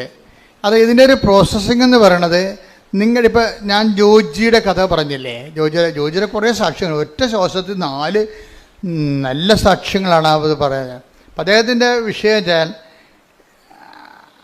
മറ്റ് കോമ്പറ്റീഷൻസ് ഉണ്ടായി. അദ്ദേഹത്തിൻ്റെ ഒരു ഹോൾസെയിൽ ബിസിനസ്സറാണ്, ഡിസ്ട്രിബ്യൂട്ടറുമാണ്. അപ്പോൾ അതിന് കോമ്പറ്റീഷൻ ഉണ്ടായി. എപ്പോഴും പുതിയ കമ്പനികളൊക്കെ വരുമല്ലോ രംഗത്ത്, അവർ നല്ല ശരിക്കും ഓഫർ കൊടുക്കും. അപ്പോൾ ആൾക്കാരുടെ രീതി എന്താണ്? ഓഫറിൻ്റെ പുറകെ പോകും, അല്ലേ? എല്ലാവരും വേണ്ട അങ്ങനെ ഓഫറിൻ്റെ ഒഴുക്കിലല്ലേ ആൾക്കാർ കമ്പ്യൂട്ടർ നോക്കണം, എന്ത് ഓഫറുണ്ടെന്നാണ് നോക്കണത്. അപ്പോൾ ഓഫറിൻ്റെ ശ്രദ്ധിക്കുമ്പോൾ സ്വാഭാവികമായിട്ടും നമുക്കറിയാമല്ലോ, ഒരു കച്ചവടക്കാരന് ഒരിക്കലും ഒരു സാധനവും നമുക്ക് ലാഭം തന്നവൻ വിൽക്കുക ഒരിക്കലും, അല്ലെ? പിന്നെ അവൻ ജയിക്കണ്ടേ? അപ്പോൾ ഓഫർ എന്ന് പറയുമ്പോൾ എവിടെയെങ്കിലും ഒരു ചവിട്ടിപ്പിടുത്തം കാണും, ഉറപ്പല്ലേ? ഞാനാണ് ഈ ഓഫറിൻ്റെ ഒരു പരിപാടിക്ക് നിൽക്കത്തില്ലേ. പരമാവധി സാധനങ്ങൾ വാങ്ങിക്കാതിരിക്കാൻ നോക്കണം. കാര്യം വെച്ചാൽ നമ്മളുടെ അതായത് ഇന്നത്തെ ആൾക്കാരുടെ അവസ്ഥ എന്ന് വെച്ച് കഴിഞ്ഞാൽ എല്ലാം ഈ ഓൺലൈനിൽ കിട്ടുന്ന കാരണം ചുമ്മാ കുത്തിയാൽ മതിയില്ല. ചുമ്മാ കുത്തിയാൽ സാധനം വിട്ടി വരത്തില്ലേ? അപ്പോൾ പിള്ളേരുടെ കാശുണ്ടെങ്കിൽ അവരതനുസരിച്ചിട്ട് കൈകാര്യം ചെയ്യും. ചില അമ്മമാരൊക്കെ അതൊക്കെ കുറച്ചൊക്കെ നിയന്ത്രിക്കും. നമുക്ക് കുഞ്ഞുങ്ങളുടെ കുറച്ച് സ്നേഹം തൽക്കാലത്തെ കുറച്ച് സ്നേഹം കുറയുന്നേ ഉള്ളൂ. ഇപ്പം നമ്മൾ നിയന്ത്രിച്ചാൽ കുറച്ച് കഴിയുമ്പോൾ അവരും പാകത പഠിക്കും. അല്ലെങ്കിൽ കിട്ടുന്ന എല്ലാം മേടിച്ച് ഉപയോഗിക്കാൻ വേണ്ടി ആൾക്കാർക്ക് ഇങ്ങനെ ഈ നമ്മുടെ ബോഡിക്ക് ഒരു ടെൻഡൻസി ഉണ്ട്, ആസ്വദിക്കാൻ പറ്റുന്ന എല്ലാം ആസ്വദിക്കണമെന്നുള്ള ഒരു ടെൻഡൻസി ഉണ്ട്. അത് എന്തെല്ലാം ആസ്വദിക്കാൻ പറ്റും അതെല്ലാം ആസ്വദിക്കണമെന്ന്. അതിങ്ങനെ എല്ലാം പശുക്കൾക്കും മൃഗങ്ങൾക്കും കിളികൾക്കും എല്ലാം ഉണ്ട്. മനുഷ്യൻ്റെ ഒരു പ്രശ്നം എന്ന് വെച്ച് കഴിഞ്ഞാൽ നമുക്ക് പറ്റാത്തതിനോട് നോ പറയാനുള്ള ഒരു ഫോർമേഷൻ ഉണ്ടാണ്. പറ്റാത്തതിനോട് പലതും ആവശ്യമില്ലാത്ത കാര്യങ്ങളാണ്. നിങ്ങളുടെ വീട്ടിലേക്ക് നോക്കിക്കഴിഞ്ഞാൽ ആക്രി സാധനം തന്നെ മിക്കവാറും ഒരു ലോഡേ കയറ്റാനുണ്ടാവും. നമ്മുടെ വീടുകളിലൊക്കെ നോക്കിക്കഴിഞ്ഞാലേ ഒരു ലോഡൊക്കെ ഇതൊക്കെ എവിടെ കൊണ്ടേ കുഴിച്ചിടുവോ എന്ന് പറഞ്ഞ് തലയിലും കെട്ടി നിൽക്കണ കാണാം. എന്താ കാര്യം? ഓരോരോ ആക്രാന്തത്തിന് വാങ്ങിച്ചു കൂട്ടിയ സാധനങ്ങളാണ്. ആ കാശും പോയി, അത് കെടായും പോയി, ഇപ്പോൾ ആവശ്യമില്ല. ഇതെല്ലാം കൊണ്ട് എവിടെ വെക്കും? എല്ലാം പൊടിയും പിടിച്ച് നാശകോടാലിയായി കിടക്കുകയാണ്, വെറുതെ ജാർഗൺ വസ്തുക്കളായിട്ട് കിടക്കുകയാണ്. അപ്പോൾ ഇതൊക്കെ കുഞ്ഞുങ്ങളെ ആദ്യമേ ട്രെയിൻ ചെയ്യുകയാണെങ്കിൽ അവരെ ട്രെയിൻ ചെയ്ത് വരും, ഒരു പ്രശ്നവുമില്ല. അങ്ങനെ എത്രയോ മാതാപിതാക്കന്മാരുണ്ട്. കളിക്കോപ്പ് പോലും, ഞാൻ ഈ ദിവസങ്ങളിലൊരു വീഡിയോ കണ്ടത്, കളിക്കോപ്പൊന്നും അപ്പം മേടിച്ച് കൊടുക്കത്തില്ല.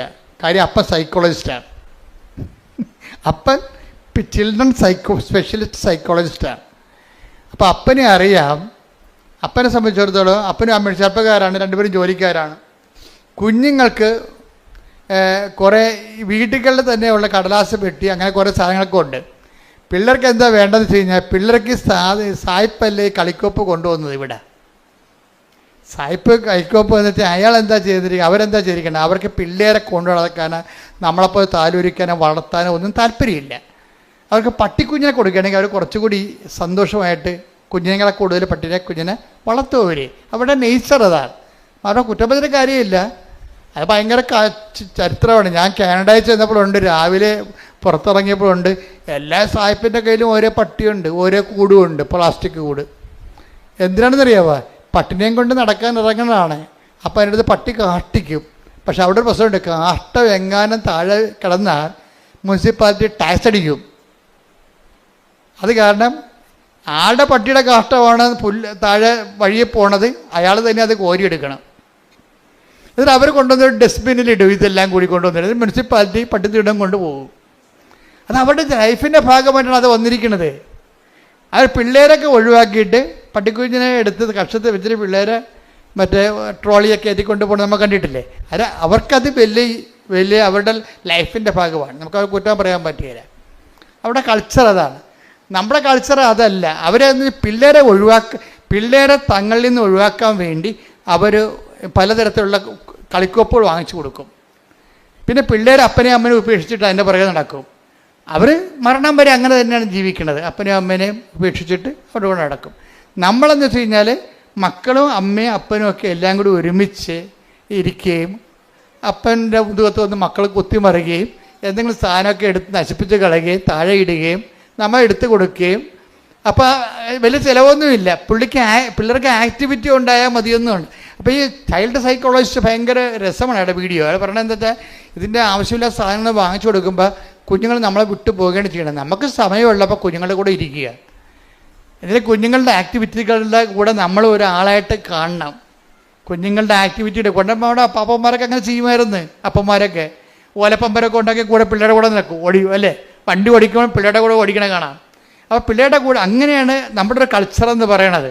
ഇപ്പോൾ സായിപ്പിൻ്റെ സാധനം നമുക്ക് കിട്ടിക്കഴിഞ്ഞപ്പോൾ നമ്മൾ യന്ത്രവണ്ടിയും തോക്ക് കൊണ്ട് വെടിവെക്കുന്ന ആൾക്കാരെയൊക്കെയാണ് കാണിക്കണത്. അപ്പോൾ പിള്ളേർ നമ്മളെ മാറ്റിയിട്ട് നാട്ടുകാരെ വെടിവെച്ച് നടക്കും. അപ്പോൾ ഇതിനകത്ത് എല്ലാത്തിനകത്തും ഓരോ രീതികളുണ്ട്, ഓരോ രീതികൾ. ഞാൻ പറഞ്ഞു വരുന്നതിൻ്റെ കാരണം വെച്ച് കഴിഞ്ഞാൽ, ഈ ഉടമ്പടി ജീവിതത്തിലേക്ക് നമ്മൾ വരുമ്പോൾ ഇപ്പോൾ ഈ നമ്മൾ പറഞ്ഞുകൊണ്ടിരുന്ന വിഷയം ഈ ജോർജിയുടെ വിഷയമാണ്. ജോർജിയുടെ വിഷയത്തിൽ ജോർജി ഈ കട ഇങ്ങനെ വലിയ പ്രശ്നമായി തീർന്നു. കോമ്പറ്റീഷൻ വന്നു കഴിഞ്ഞപ്പോൾ കട പൂട്ടേണ്ട അവസ്ഥ വന്ന്, ഓഫർ വന്നൊത്തിരി. അയാളുടെ തന്നെ അയാളുടെ കടയിലുള്ള വസ്തുക്കൾ അതിനേക്കാൾ പകുതി വിലക്ക് നാട്ടുകാർക്ക് കിട്ടുന്ന അവസ്ഥ വന്നപ്പോൾ കട പൂട്ടിപ്പോയി. ഓഫർ വന്നതുകൊണ്ടാണ്. ഇയാൾക്ക് അതുപോലെ ഓഫറൊന്നും കൊടുക്കാൻ പറ്റണില്ല. നമ്മുടെ ജീവിതത്തിൽ വരുന്നൊരു പ്രശ്നമാണ് ഉടമ്പടിയും ഓഫറും ഒക്കെ വരുമ്പോൾ. നമ്മൾ നോക്കുമ്പോൾ ഉടമ്പടിയുടെ ഒരു ജീവിതം, പക്ഷേ നമ്മൾ അനുഭവിക്കുന്ന ഫീൽഡിൽ നമ്മൾ അനുഭവിക്കുന്നത് ഇതിനേക്കാളും മാരകമായ പ്രഹരങ്ങളാണ് നമുക്ക് കേൾക്കുന്നത്. കട പൂട്ടിപ്പോയി. പക്ഷെ കട പൂട്ടിയെങ്കിൽ ഇവർ ഒരു കട തുറന്നു വെച്ചിട്ടുണ്ടിരുന്നത്. ഏതാണ്? ദേവാലയം തുറന്നു വെച്ചുകൊണ്ടിരുന്നു. ഈ ഭാര്യയും ഭർത്താവിൻ്റെ ഉടമ്പടി ജീവിതം അവർക്ക് കൊടുത്തതിൻ്റെ മാർഗ്ഗം അതാ. അവർ പറയുന്നത് ഞങ്ങളുടെ കട പൂട്ടിപ്പോയി, പക്ഷെ കർത്താവിൻ്റെ ആലയം തുറന്നിട്ടുണ്ടായിരുന്നല്ല. അപ്പം ഞങ്ങളുടെ കർത്താവിൻ്റെ ആലയത്തിൽ മുടങ്ങാൻ പോകും. എപ്പോഴായാലും കർത്താവ് ഞങ്ങൾക്കൊരു വഴി. കാര്യം ഉടമ്പടി വർക്ക് ചെയ്യണം എങ്ങനെയാണ്? Not by merit but by grace. Offer എന്നൊക്കെ പറഞ്ഞാൽ മെറിറ്റിൻ്റെ അകത്ത് വരുന്ന കാര്യങ്ങളല്ലേ. അപ്പം പലതുകൊണ്ടും നമ്മുടെ ജോലി നഷ്ടപ്പെട്ട് പോയാലും ശരി, ഈ ഉടമ്പടി വർക്ക് ചെയ്യണത് മെറിറ്റിലല്ല. ലോകത്തിലുള്ള എല്ലാ കാര്യങ്ങളും വർക്ക് ചെയ്യണ മെറിറ്റിലാണ്. ഇപ്പോൾ പഹല ആക്രമണമില്ലേ, ഇപ്പോൾ പ്രധാനമന്ത്രിയെ ചില അണ്ണന്മാർ ചില പട്ടാളക്കാർക്ക് കുറ്റപ്പെടുത്തുന്നത് എന്താ? വേറെ ഒരു പട്ടാളം തുടങ്ങിയത് കാരണം നമ്മളെ മിലിറ്ററി ട്രെയിനിങ് ആ കാലാകാലങ്ങളിൽ വരുന്ന ചെറുപ്പക്കാരെ എടുത്തുകൊണ്ട് ബോർഡർ സെക്യൂരിറ്റി ചെയ്യാൻ വേണ്ടി ഉള്ള ആൾക്കാരെ വേറെ ഒരു അഗ്നിവീറെന്ന് പറഞ്ഞ് വേറെ 10 തുടങ്ങിയെന്നാണ് പറയണത്. മോഡി നല്ല ഉദ്ദേശത്തിൽ തന്നെ തുടങ്ങിയതാണത്. അതിൻ്റെ ഫലം ഇനി ഭരണകാലത്ത് നമുക്ക് അനുഭവിക്കുകയുള്ളൂ. പക്ഷേ പെട്ടെന്ന് ഇങ്ങനെ ഒരു പ്രശ്നങ്ങൾ ഉണ്ടായി. ഇങ്ങനെ ഒരു പ്രശ്നം പെട്ടെന്ന് ഉണ്ടായി. രാജ്യം മുഴുവൻ ദുഃഖത്തിലാണ്, നമ്മളും ദുഃഖത്തിലാണ്. നമ്മുടെ രാജ്യത്തിൻ്റെ നന്മയ്ക്ക് വേണ്ടി, അഖണ്ഡതയ്ക്ക് വേണ്ടി, സമാധാനത്തിന് വേണ്ടി പ്രാർത്ഥിച്ചുകൊണ്ടിരിക്കുന്നതാണ്. ശ്രുതികണ്ട ഹല്ലേലൂയ, ശ്രുതികണ്ട ഹല്ലേലൂയ. ഹല്ലേലൂയ, ഹല്ലേലൂയ, ഹല്ലേലൂയ. രാജ്യത്തിന്റെ സുരക്ഷിതത്വത്തിന് വേണ്ടി ഉടമ്പടിയെടുത്ത് പ്രാർത്ഥിക്കുന്ന നിങ്ങൾ എല്ലാവരും ആരാധനയോട് ചേർന്ന് പ്രാർത്ഥിക്കുന്നു. മാതാവിന്റെ പ്രത്യേക സംരക്ഷണം ഇന്ത്യ എന്ന മഹാരാജ്യത്തിനുണ്ടാകുവാൻ ഈ ആരാധനയിലൂടെ ഞങ്ങൾ പ്രാർത്ഥിക്കുന്നു. ഹല്ലേലൂയ, പരമദിവ്യകാരുണ്യത്തിന് ആരാധനയും സ്തുതിയും പുകഴ്ചയും ഉണ്ടായിരിക്കട്ടെ. അപ്പൊ എന്നെ ജോജിയുടെ കട പൂട്ടി വരുമാനം നിന്ന് ഒരു ഭർത്താവുണ്ട്, ഭാര്യയുണ്ട്, 2 കുഞ്ഞുങ്ങളുണ്ട്. അങ്ങ് പട്ടിണിയാകാൻ.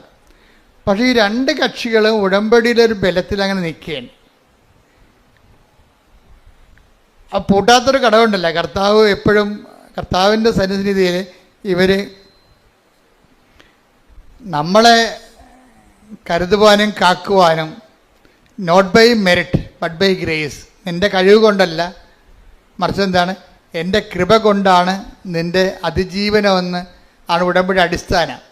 അതുകൊണ്ട് തന്നെ വൈഫും ഹസ്ബൻഡും വളരെ സീരിയസ് ആയിട്ട് തന്നെയാണ് ഉടമ്പടി ജീവിതം മറന്നിട്ടില്ല. അവർക്ക് നല്ല ബോധമുണ്ട് അവർ ഉടമ്പടിയിലാണെന്ന്. അതുകൊണ്ട് ദിവസവും ജോജി പറയണേ, ഞാൻ പണ്ടൊക്കെ ഇങ്ങനെ പള്ളിയിൽ പോകുമെങ്കിൽ ഇന്ന് പോണ പോലെ പോകത്തില്ലായിരുന്നു.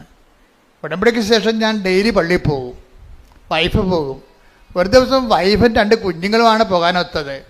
ആ പോണ വഴിക്ക് വന്നപ്പോഴേ ഈ ഹൗസ് ഓണർ അല്ല, വീടിൻ്റെ വാടക ഞങ്ങൾക്ക് കട തന്ന ആളെ പിടിച്ചു നിർത്തി. വൈഫിനെ വഴി പിടിച്ചു നിർത്തി പറഞ്ഞു, നിങ്ങൾക്ക് കച്ചവടം വിൽക്കണമില്ല, ഞങ്ങൾക്ക് വേറെ കൊടുക്കാനത് പറ്റണമില്ല, സമാധാനം പറഞ്ഞിട്ട് പോയാൽ മതിയെന്ന് അവർക്ക് കുറേ നാൾ ഇവരോട് പറയുമായിരുന്നുണ്ടായിരുന്നു. ഇവർക്ക് ചെയ്യാൻ പറ്റണില്ല. ഇവർക്ക് അവസാനം ഇപ്പം സീരിയസ് ആയി. ലേഡീസിനെ തന്നെ വഴി പിടിച്ച് നടത്തുന്ന അവസ്ഥയായി. അത്രയും സീരിയസ് ആയി. അപ്പോൾ നിങ്ങളൊക്കെ ഉടമ്പടി എടുത്താണല്ല, പള്ളിയിൽ നിന്ന് വന്നാണല്ലോ, എന്നിട്ടും വഴി പിടിച്ച് നിർത്തിയാന്ന്. അതായത് ഉടമ്പടി കാലത്ത് എന്തെങ്കിലും സംഭവിക്കുകയാണെങ്കിൽ അത് ഉടമ്പടി എടുത്ത ആൾക്കാരാണ് നമ്മളെന്നുള്ള ബോധം നമുക്കുണ്ടെങ്കിൽ ഓർക്കുക, നമുക്ക് സംഭവിക്കുന്നത് നന്മയ്ക്കായിരിക്കും അത് മാറ്റണത്. അതെപ്പോഴും ഓർത്തേക്കണം. അപ്പോൾ വൈഫ് പെട്ടെന്ന് പറഞ്ഞ് എൻ്റെ അമ്മയെ എന്തെങ്കിലും മറുപടി പറയാൻ പറഞ്ഞു. ഇവർ പിടിച്ചു നിർത്തിയല്ല, കടക്കാർ പിടിച്ചു നിർത്തിയില്ല, അതിൻ്റെ ഓണർമാരെ പിടിച്ചു നിർത്തിയപ്പോഴേ തടഞ്ഞു നിർത്തിയപ്പോഴേ ഈ ജോജിയുടെ വൈഫ് മാതാവിനോട് പറഞ്ഞു, അമ്മേ എന്തെങ്കിലും. അപ്പം ഉടമ്പടി എന്ന് പറയുമ്പോൾ സഞ്ചാരി മാതാവല്ലേ, എവിടെയായാലും കൂടെ ഉണ്ടാവില്ല ആള്. അതാണ് ഉടമ്പടിയുടെ ഏറ്റവും വലിയ ഗുണമെന്ന് പറയണത്. പക്ഷേ സഞ്ചാരി മാതാവാണെന്നുള്ളതിനെക്കുറിച്ച് നല്ല ബോധം ഈ ജോജിക്കുണ്ട്. നിങ്ങൾക്ക് പലർക്കും ഇല്ല, അതാണ് പ്രശ്നം. സഞ്ചാരി മാതാവ് എന്താണെന്ന് പോലും അറിയാൻ പറ്റില്ല. സഞ്ചാരി മാതാവ് എന്ന് പറയണത് ഉടമ്പടി എടുക്കുമ്പോൾ ദൈവം നൽകുന്ന ഓഫറാണ്. മനസ്സിലായില്ലേ? I come with you wherever you go, അതാണ് ഓഫർ എന്ന് പറയണത്. പുറത്ത് നാട്ടുകാർ ഓഫർ എന്ന് പറയുന്നത് നമ്മളത് എന്താ പറയും, വാഗ്ദാനം എന്ന് പറയും. രണ്ടും ഒന്ന് തന്നെയാണ്. പുറത്ത് ആൾക്കാർ പറയണത്, കച്ചവടക്കാർ പറയണത് ഓഫർ എന്നാണ് പറയണത്. കർത്താവിൻ്റെ വചനത്തിന് നമുക്ക് വരുന്ന പ്രയാസങ്ങൾ അതിജീവിക്കാൻ വേണ്ടി ദൈവം തന്ന ഇൻസെൻറ്റീവിന് ബൈബിൾ പറയണ പേരെന്താണ്? പ്രാമിസ്. എന്താണ്? വാഗ്ദാനം. ഇപ്പോൾ ഒരു വാഗ്ദാനത്തിലൊരു സംഭവമാണ്. എന്താണ്? I will come with you wherever you go, നീ എവിടെ പോയാലും ഞാൻ നിൻ്റെ കൂടെ ഉണ്ടാകും. അപ്പോൾ അതിൻ്റെ അകത്ത് അതങ്ങനെയാണ് സഞ്ചാരി മാതാവ് ഉണ്ടാകണത്. അമ്മയുടെ മധ്യസ്ഥയിലല്ല ഉടമ്പടി എടുത്തിരിക്കണത്. അതുകൊണ്ട് അമ്മ നിൻ്റെ സങ്കടങ്ങളുടെ കാലത്ത് ഏത് സമയത്ത് ആ പ്രശ്നങ്ങളുള്ള കാരണം അമ്മ നിൻ്റെ കൂടെ 24 hours ഉണ്ടാകും. അതാണ് ഈ മുല്ലപ്പൂ മണവും മഴവില്ലും പലതരത്തിലുള്ള ആൾക്കാർക്ക് പല പല അനുഭവങ്ങൾ വരണില്ലേ. അത് എന്തുമാത്രം അനുഭവങ്ങളാണ് വരുന്ന ആൾക്കാർക്ക്. അതാണ് സഞ്ചാരി മാതാവ്. അപ്പോൾ ഇതിൻ്റെ ഈ ജോജി ഭയങ്കര ഇതിൻ്റെ ഒരാളാണ്. കാര്യം അമ്മ സഞ്ചാരി മാതാവാണെന്ന് വളരെ വ്യക്തമായിട്ട് വിശ്വസിച്ച് ജീവിക്കണ ഒരാളാണ്. അത് വൈഫിനും അറിയാം. അപ്പം അമ്മ ഇവർ തടഞ്ഞു നിർത്തുമ്പോൾ പറയും, അമ്മേ ഇതിനൊരു മറുപടി ഇപ്പം പറയണം എന്ന് പറയും. കാര്യം ഞങ്ങൾക്ക് മനസ്സിൽ മറുപടി. അപ്പം അവർ പൈസ തന്നിട്ട് പോയാൽ മതി എന്നാണ് പറയണത്. ഉടനെ അമ്മ അവൾക്കൊരു മറുപടി കൊടുക്കും, പറയാം, മനസ്സിൽ തോന്നിക്കും, പറയാം. അവൾ നട്ടല്ലോടുകൂടി പറയും, പിന്നെ ഞങ്ങളുടെ പകുതി നിങ്ങളുടെ കയ്യിലില്ലേ, അത് പകുതിയോളം വരും നിങ്ങൾക്ക് തരാനുള്ള വാടക ഇനത്തിൽ. പിന്നെ അത്രയും പകുതിയോളം ഞങ്ങളുടെ മെഷീനറീസ് അതിൻ്റെ അകത്തുണ്ട്, ഇൻസ്ട്രുമെൻറ്റ്സ്, ഉപകരണങ്ങൾ അതിൻ്റെ അകത്ത് കിടപ്പുണ്ട്. അത് നിങ്ങൾക്ക് ആവശ്യമുള്ള എടുത്തോ. നിങ്ങളുടെ വിലക്ക് നിങ്ങൾക്ക് എന്തുമാത്രം കാശ് തരാനുണ്ട് അത്രയും ഉപകരണങ്ങൾ ആ കടയുടെ അകത്ത് കിടപ്പുണ്ട്. അത് എടുത്തിട്ട് ബാക്കി ഇങ്ങോട്ട് തന്നാൽ മതി എന്ന് പറയും. So okay, clear. ആ ഒരു സ്പോട്ടിൽ അത് ഈശോ പറഞ്ഞിട്ടുള്ളതാണത്. എന്താണ്? നിങ്ങൾ ന്യായാധിപന്മാരുടെ തിരുസന്നിധി ചെല്ലുമ്പോൾ എന്ത് പറയണം? Take the word of God. ശ്രുതിക്കട്ടെ ഹല്ലേലൂയ ഹല്ലേലൂയ ഹല്ലേലൂയ ഹല്ലേലൂയ ഹല്ലേലൂയ. മത്തായി 10:19. മത്തായി 10:19. അവർ നിങ്ങളെ ഏൽപ്പിച്ചു കൊടുക്കുമ്പോൾ പറഞ്ഞ അവർ നിങ്ങളെ ഏൽപ്പിച്ചു കൊടുക്കുമ്പോൾ എങ്ങനെ പറയണമെന്നോ എന്ത് പറയണമെന്നോ നിങ്ങൾ ആകുലപ്പെടേണ്ട. നിങ്ങൾ പറയേണ്ടത് ആ സമയത്ത് നിങ്ങൾക്ക് നൽകപ്പെടും. കൈയടിച്ചുകൊണ്ട് ശ്രദ്ധിക്കട്ടെ. ഹല്ലേലൂയ. അതാണ് അച്ഛൻ ആദ്യമേ പറഞ്ഞത്. ഉടമ്പടിയിലായിരിക്കുമ്പോൾ നമുക്ക് ഉടമ്പടി ഒരു ബോധമാണ്. എന്താ ബോധം? നമ്മൾ എവിടെ ചെന്നാലും മുൻകൂട്ടി പറയേണ്ട കാര്യങ്ങളില്ല. ആ സമയത്ത് അറിവ് നൽകുന്ന സഞ്ചാരി മാതാവ് നമ്മുടെ കൂടെയുണ്ട്. അതുകൊണ്ടാണ് ജോജിയുടെ വൈഫ് പറഞ്ഞത്, അമ്മ ഇവിടെ ഉണ്ടല്ലോ, ഈ പെരുവഴിയിലാണെങ്കിൽ അമ്മ ഉണ്ടല്ലോ, ഇവരോട് സമാധാനം പറയാൻ പറയും. പെട്ടെന്നാണ് സമാധാനം പറയുന്നത്. ലൈറ്റ്നിങ് മിന്നൽ പോലെ സമാധാനം പറയും. അവരവരുടെ വഴിക്ക് പോകും. അവരെ വഴിക്ക് പോവുകയും ചെയ്യും. 3 ദിവസത്തിലുള്ള സാധനം റൈറ്റ് ഓഫ് ആകും. എല്ലാ കാര്യങ്ങളും പെട്ടെന്ന് ഇമ്മീഡിയറ്റ്. അപ്പോൾ ഇത്രയും നമ്മൾ ബലമുള്ളവരാണെന്ന് ഓർക്കണം. അതുകൊണ്ടാണ് ഞങ്ങൾ ഉടമ്പടി നിങ്ങൾ ഉഴപ്പരുതെന്ന് പറയേണ്ടതും. ഉടമ്പടി ഒരു ടെക്നിക്കലായിട്ടുള്ള ആക്ടിവേഷൻ അല്ലാതെ, ഇപ്പം മൊബൈൽ ആക്ടിവിറ്റി ചെയ്യത്തില്ലേ, ആ ബട്ടൺ കുത്തി ഈ ബട്ടൺ കുത്തി ഇങ്ങനെ കുത്തി സേവ് ചെയ്ത് സെൻഡ് ചെയ്ത് അങ്ങനെയുള്ള മെക്കാനിസം അല്ല ഉടമ്പടി. ഉടമ്പടി എന്ന് പറയുന്നത് ഒരു ജീവിത രീതിയും ഒരു ബിഹേവിയറിസമാണ്. Covenant is not a mechanism but a behaviourism. Behaviourism ഒന്നും അങ്ങോട്ട് പറയാൻ പറ്റത്തില്ല. ഒരു ബിഹേവിയർ ലൈഫാണത്. ദൈവത്തിന് തോന്നണം നമ്മൾ ഉടമ്പടി, നമ്മുടെ പെരുമാറ്റം കണ്ടാൽ ദൈവത്തിന് തോന്നണം നമ്മൾ ഉടമ്പടിയിലാണെന്നുള്ളത്. പ്രാർത്ഥിക്കുക. കർത്താവായ ദൈവമേ, ഉടമ്പടി ജീവിതമെന്ന പെരുമാറ്റ രൂപങ്ങളിലേക്ക് ഞങ്ങളെ പരിവർത്തനം ചെയ്യിക്കണമേ.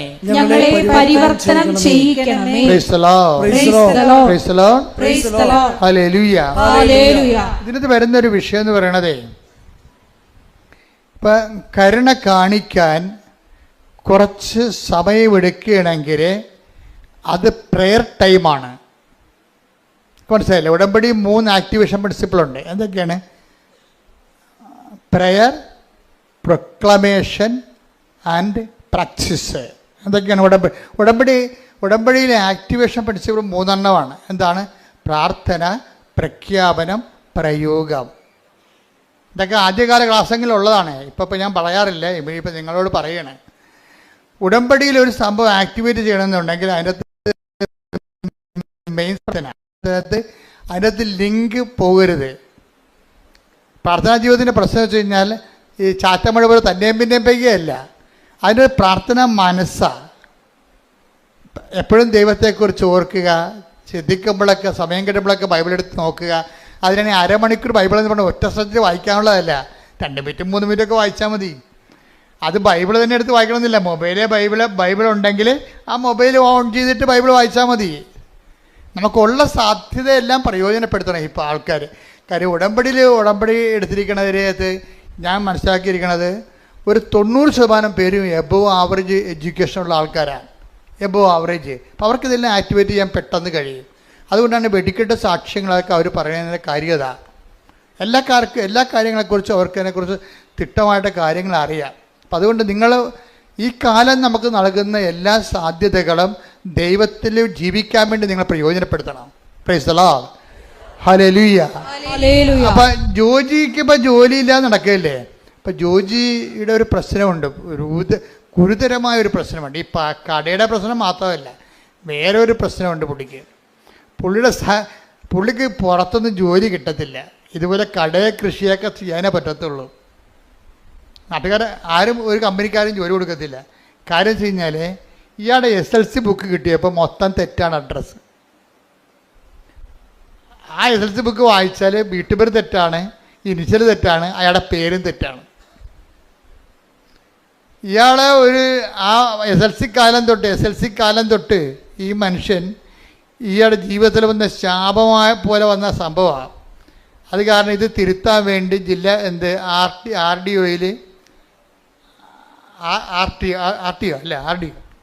RDO അതുപോലെ തന്നെ തഹസിൽദാർ, അതുപോലെ തന്നെ വില്ലേജ് ഓഫീസർ, ഇങ്ങനെ ഗവൺമെൻറ് ഇതുപോലെയുള്ള തിരുത്തൽ സങ്കേതങ്ങളിലൊക്കെ പുള്ളിക്കാരൻ നടന്ന് ഒരു 2 കൊല്ലമൊക്കെ നടക്കും. അങ്ങനെ 20 വർഷം പല ഓഫീസിൽ കയറി ഇറങ്ങി ഇതിനു വേണ്ടി ഉണ്ടാകുന്ന അവർ ആവശ്യപ്പെടുന്ന എല്ലാ രേഖകളും ഉണ്ടാക്കിയിട്ടും ഇന്ന് വരെ ഒരു പുല്ലും നടന്നിട്ടില്ല. ആകപ്പാടെ വല്ലാത്ത ജീവിതം. ഇനി പഠിത്തത്തിൻ്റെ പരിപാടി നിർത്തി. എന്താ കാര്യം? സർട്ടിഫിക്കറ്റ് അഡ്രസ്സ് തെറ്റാണ്. ഇപ്പം നിങ്ങൾക്കറിയില്ല, പാസ്പോർട്ടിലൊക്കെ പേരൊക്കെ തരി കഴിഞ്ഞാൽ ഉള്ള അവസ്ഥ എന്തായിരിക്കും? ഒന്ന് റിജക്റ്റ് ചെയ്യും സംഭവം. ഇനിയുള്ള കാലങ്ങളിൽ നിങ്ങൾ വളരെ ശ്രദ്ധിക്കണം. അതായത് ഞാനൊരു രാജ്യത്ത് ചെന്നപ്പോൾ അവിടെ നമ്മളാരും അവിടെ എമിഗ്രേഷൻ വെച്ചിട്ടില്ല. കമ്പ്യൂട്ടറാണ് എമിഗ്രേറ്റ് ചെയ്യണത്. നമ്മൾ ഡേറ്റ അടിച്ചു കൊടുക്കേണ്ടി വരും. അപ്പം നമ്മുടെ കൃഷ്ണമണിയും കൈയും കാലും അഡ്രസ്സും എല്ലാം ഓൾറെഡി എല്ലാ രാജ്യങ്ങളിലും ഉണ്ട്. നമ്മൾ ഫീഡ് ചെയ്യുമ്പോൾ ഒരു വരകം തെറ്റിപ്പോയി കഴിഞ്ഞാൽ നമ്മളവിടെ നിൽക്കാനേ പറ്റത്തുള്ളൂ, റിജക്റ്റ് ചെയ്ത് കളയും. അത് കാരണം കൊന്തേഞ്ചേരിക്കൊണ്ടാണ്. അപ്പോൾ എന്നെ വിജയകുമാർ സാർ സഹായിച്ച് അവിടെ ചെന്നപ്പോൾ ഇവിടെ ഉണ്ടായിരുന്ന കാരണം നമ്മൾ ഒരു സ്പെല്ലിങ് ഒരു അക്ഷരം തെറ്റിക്കഴിഞ്ഞാൽ കമ്പ്യൂട്ടർ റിജക്റ്റ് ചെയ്യും. അവിടെ ആളില്ല. അവിടെ മിഷനല്ലേ, മിഷന് കണ്ണും മൂക്കും ഉണ്ടാ, പറഞ്ഞാൽ മനസ്സിലാവുക. എന്ത് അപ്പോൾ ഇനിയുള്ള കാര്യങ്ങൾ ചെറുപ്പക്കാർ ഭയങ്കര ശ്രദ്ധിക്കണം കേട്ടാ, ഭയങ്കര സീരിയസ് കാര്യമാണ്.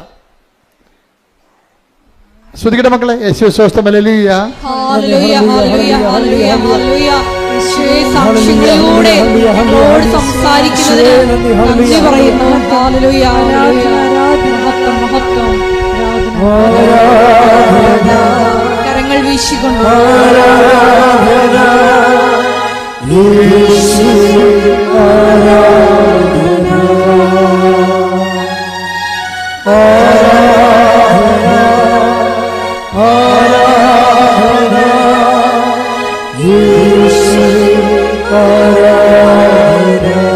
പരിശുദ്ധ പരമദിവ്യകാരുണ്യത്തിന് എന്നേരവും ആരാധനയും സ്തുതിയും പുകഴ്ചയും ഉണ്ടായിരിക്കട്ടെ. അപ്പോഴേ പെട്ടെന്ന് ജോജിയുടെ കടയെല്ലാം പൂട്ടി വരുമാനമെല്ലാം നിലച്ചപ്പോൾ ഒരു കൂട്ടുകാരൻ പറഞ്ഞ്, എടാ ആലപ്പുഴ ഒരു മാതാവുണ്ട്, ഈ സർട്ടിഫിക്കറ്റ് തിരുത്തി തന്നെ നേരെയാക്കുന്ന ആളുണ്ടെന്ന് പറഞ്ഞു. അങ്ങനെ പുള്ളി ഇവിടെ വന്നത്. മാതാവ് പലതരത്തിലുള്ള ആൾക്കാർ അറിയപ്പെടുന്നത്. അവൻ ജോയിയുടെ സാക്ഷ്യം കേട്ടാൽ മനസ്സിലാവും. അങ്ങനെ പറഞ്ഞിരിക്കണം, ആലപ്പുഴ ഒരു മാതാവുണ്ട്, ഇതൊക്കെ നേരെയാക്കുന്ന ആളാണെന്ന് പറഞ്ഞു. പുള്ളിക്കാരൻ ഇവിടെ വന്നപ്പോഴാണ് കേൾക്കണത് സഞ്ചാരി മാതാവാണെന്ന്. അപ്പോൾ അതിന് പുള്ളിക്ക് സന്തോഷമായി. എന്താ കാര്യം? പുള്ളി ഒറ്റക്ക് കിടന്ന് ജീവിച്ച ആളാണ്. പുള്ളിയെ സഹായിക്കാൻ പ്രത്യേകിച്ച് ആൾക്കാരില്ല. അപ്പം സഹായിക്കാൻ ഒരാളെ കിട്ടിയില്ല എന്നുള്ള സന്തോഷത്തിൽ പുള്ളി ഇത് കംപ്ലീറ്റ് ആയിട്ട് കയറി വിശ്വസിച്ച്. അങ്ങനെ അനുഗ്രഹം കിട്ടി. അതിൻ്റെ വിശ്വസിക്കാനുള്ള അനുഗ്രഹം കിട്ടി. ആ പുള്ളിയെ നോക്കിയപ്പോൾ ഇവിടെ ഓരോരുത്തരും ഇല്ലാത്ത കുറേ സംഭവങ്ങളൊക്കെ ഉണ്ട്. എന്താ കാര്യം?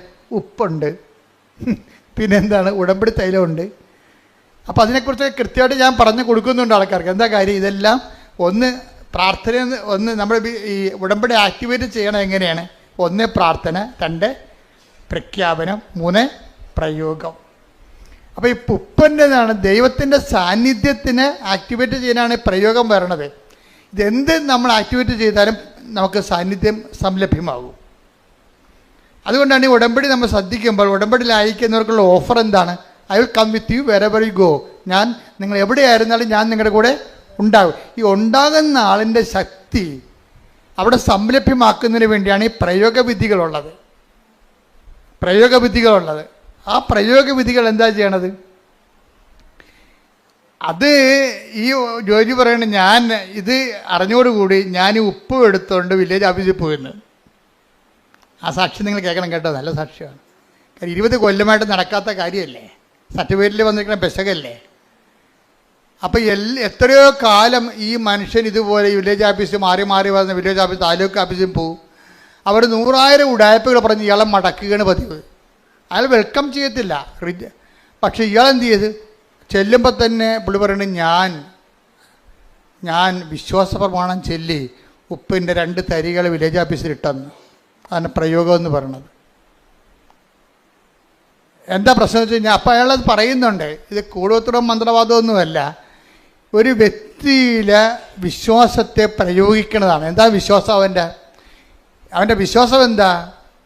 യേശു കർത്താവാണെന്ന് അതരം കൊണ്ട് ഏറ്റു പറയണം. ദൈവം അവനെ മരിച്ചവെന്ന് ഉയർപ്പിച്ചെന്ന് ഹൃദയത്തിൽ വിശ്വസിക്കണം. ഇതിൻ്റെ ആക്ടിവേഷനിലാണ് ഈ ഉപ്പ് ഇടണത്. എന്താ കാര്യം?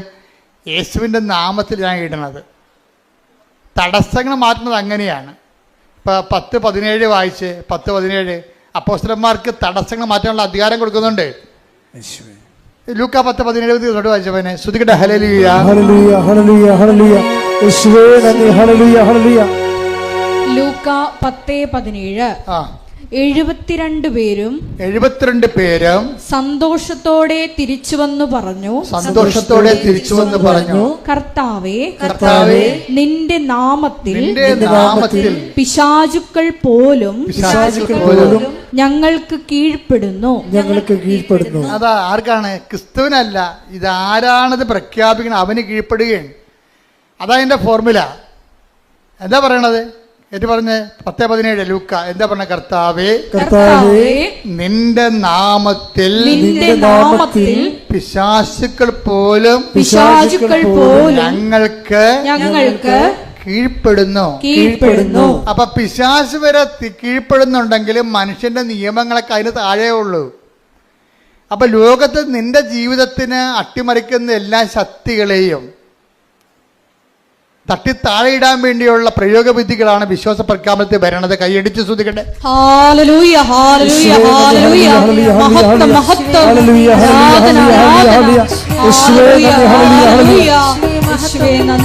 വിശ്വസിച്ച് കഴിയുമ്പോഴേ ആരാണ് നമ്മൾ എന്താ വിശ്വസിക്കുന്നത്? യേശു മരിച്ചുയർത്തുന്നിട്ട് യേശു ആരാണെന്ന് വിശ്വസിക്കുന്നു? യേശു കർത്താവാണ്. Take the word of God 10:17 ശ്രദ്ധിക്കട്ടെ. ഹല്ലേലൂയ നന്ദി. ഹല്ലേലൂയ ഹല്ലേലൂയ ഹല്ലേലൂയ ഹല്ലേലൂയ ഹല്ലേലൂയ. യേശുവേ ആരാധന ആരാധന ആരാധന. യേശുവേ നന്ദി. മഹത്വം മഹത്വം. ഹല്ലേലൂയ ഹല്ലേലൂയ ഹല്ലേലൂയ. റോമ 10:9 ആകയാൽ യേശു കർത്താവാണ് എന്ന് അധരം കൊണ്ട് ഏറ്റുപറയുകയും ദൈവം അവനെ മരിച്ചവരിൽ നിന്ന് ഉയർപ്പിച്ചു എന്ന് ഹൃദയത്തിൽ വിശ്വസിക്കുകയും ചെയ്താൽ നീ രക്ഷ പ്രാപിക്കും. അപ്പൊ എല്ലാ തരത്തിലും രക്ഷ പ്രാപിക്കുന്നതിനുള്ള ഫോർമുല എന്താണ്? യേശു കർത്താവാണെന്ന് ആദരം കൊണ്ട് ഏറ്റു പറയണം. അപ്പോൾ അവിടെ എന്താ പ്രശ്നം? അപ്പോഴേ നമ്മൾ ആരെയും പോയി പട്ടാങ്ങിയായിട്ട് നിൽക്കത്തില്ല. സാറേ എന്തെങ്കിലും മാർഗം കൊണ്ട് ചെയ്ത് തന്നെ കുഞ്ഞുങ്ങൾ ജീവിക്കേണ്ടതാണെന്ന് പട്ടാങ്ങി പറയത്തില്ലേ? അത് യേശു കർത്താവായിട്ട് സ്വീകരിക്കുന്നവൻ അനാവശ്യമായ പട്ടാങ്ങി. അപ്പം നിങ്ങളെങ്ങനെ സാറേ എന്ന് പറഞ്ഞിങ്ങനെ കെഞ്ച് അവരൊക്കെ കൊടുക്കേണ്ട മാന്യത കൊടുക്കണം, അവർക്ക് കൊടുക്കേണ്ട ബഹുമാനം കൊടുക്കണം. കാര്യം സമൂഹത്തിൻ്റെ സെർവൻ്റാണ് അവർ. ദൈവം അതിനുവേണ്ടി വെച്ചിരിക്കുന്നതാണ് അവർക്ക്. പക്ഷേ അവിടെ തട്ടിക്കേണ്ട കാര്യമൊന്നുമില്ല. അവരോട് മാന്യതയില്ല പെരുമാറുകയും ചെയ്യരുത്. മനുഷ്യത്വരഹിതമായിട്ട് അവർ സംസാരിക്കരുത്. നിങ്ങൾ മാന്യത ദൈവത്തിൻ്റെ പൈതലിനെ പോലെ തന്നെ സംസാരിക്കണം. പക്ഷേ അതേസമയം തന്നെ അവരെ ദൈവത്തിൻ്റെ സ്ഥാനത്തെടുത്ത് വെക്കരുത്. ചില ആൾക്കാർക്ക് പറ്റണില്ലേ? ചില ഡൈവേഴ്സായിട്ടുള്ള ദമ്പതികളൊക്കെ കൗൺസിൽ ചെയ്യുമ്പോൾ ഇവർ ആദ്യകാലത്ത് നിങ്ങളെനിക്ക് ദൈവത്തെ പോലാണെന്നൊക്കെ പറയത്തില്ലേ? കാലെപ്പടി നിലത്തിട്ടടിക്കണം. അങ്ങനെ ഒരിക്കലും ഒരു മനുഷ്യരോട് സംസാരിക്കരുത്. അതായത് ദൈവത്തിൻ്റെ പേര് കൂട്ടിയിട്ട് നിങ്ങൾക്ക് ഇങ്ങനെ സ്നേഹം കൊണ്ട് ഭ്രാന്തി കയറുമ്പോൾ വല്ല വെളിവ് കേടൊക്കെ പറയും. അതെല്ലാം റെക്കോർഡഡ് ആവും. അതാണ് പ്രശ്നം. നിങ്ങൾക്ക് സ്നേഹം കൊണ്ട് വെളിവ് കേടുമ്പോഴേ തലക്ക് അസുഖം വരുമല്ല. സ്നേഹം കൊണ്ട് തലക്ക് വെളിവ് പോവില്ല. അപ്പോൾ കയറി പറയും. പണ്ടൊരു മനുഷ്യൻ എന്നോട് പറഞ്ഞതാണ്, ഒരു തെറിയും കുട്ടി പറഞ്ഞ്. അപ്പോൾ അന്ന് ഞാൻ കൊച്ചാണ്, ഞാൻ 6 വയസ്സിലാവറ്റേയുള്ള. അയാൾ എന്നോട് പറഞ്ഞതല്ലേ, അയാൾ അങ്ങോട്ടും ഇങ്ങോട്ടും പറഞ്ഞതാണ്. ഇങ്ങനേക്കാൾ വലിയ ദൈവത്തെ ഞാൻ വിശ്വസിക്കണില്ല. ദൈവത്തെ കൂടി തെറി പറഞ്ഞിരിക്കണേ. അയാൾ 45 ദിവസം കിടന്ന് മരിച്ചു. നമ്മൾ ദൈവത്തിനെ കൂട്ടി ഒന്നും പറഞ്ഞേക്കരുത്. ദൈവത്തിൻ്റെ സ്ഥാനത്ത് ആർക്കും വില കൊടുക്കരുത്. അതുകൊണ്ടാണ് ഞാൻ പറഞ്ഞത്, നിങ്ങൾ ഞായറാഴ്ചയൊക്കെ കുർബാനയ്ക്ക് വരുമ്പോൾ ആ കുർബാനയേക്കാൾ വലിയ അളിയൻ വീട്ടിൽ വന്നെന്നൊക്കെ പറഞ്ഞുകൊണ്ട് കുർബാന മുടക്കത്തില്ലേ? നിങ്ങളുടെ കാര്യത്തിൽ ഒരു കൊല്ലത്തെ ബാധ്യതയാണ് വലിച്ചു വെക്കണത്.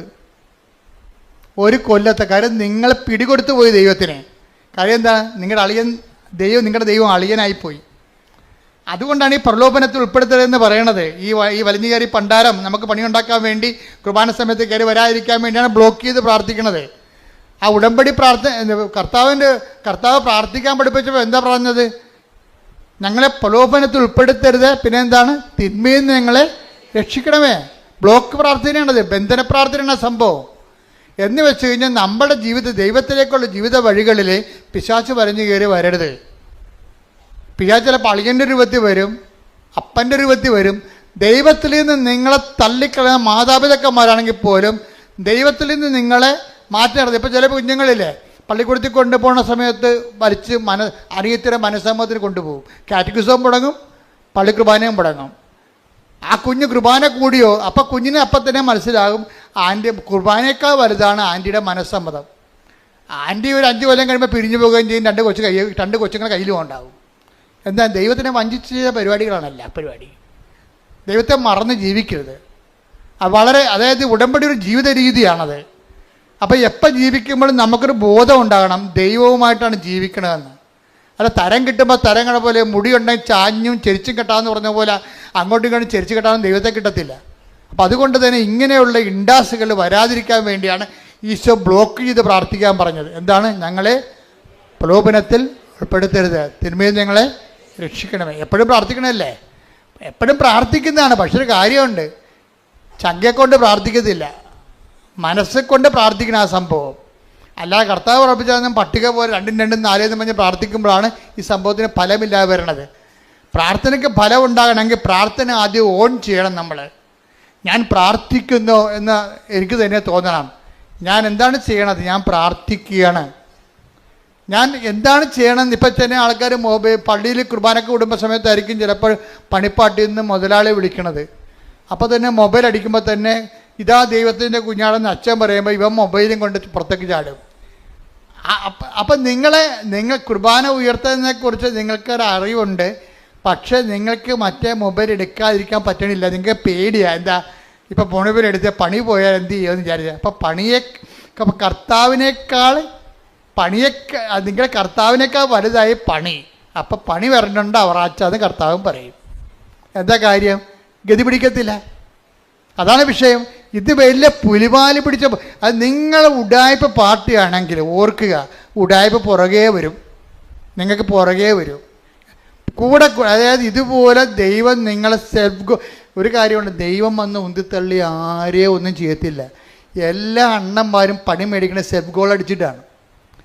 എന്ന് വെച്ച് കഴിഞ്ഞാൽ ഇപ്പം തന്നെ നിങ്ങൾ ഇതാ ദൈവത്തിൻ്റെ കുഞ്ഞാടെന്ന് പറഞ്ഞ് വൈദികൻ കുർബാന ഉയർത്തുമ്പോഴായിരിക്കും പണിപ്പാട്ടിൽ നിന്ന് ഇന്ന് ഞായറാഴ്ചയാണ്, അപ്പം നാളെ തിങ്കളാഴ്ച പോകേണ്ട ഹാങ് ഓവർ ആണെന്ന് പറഞ്ഞിരിക്കണ കക്ഷി.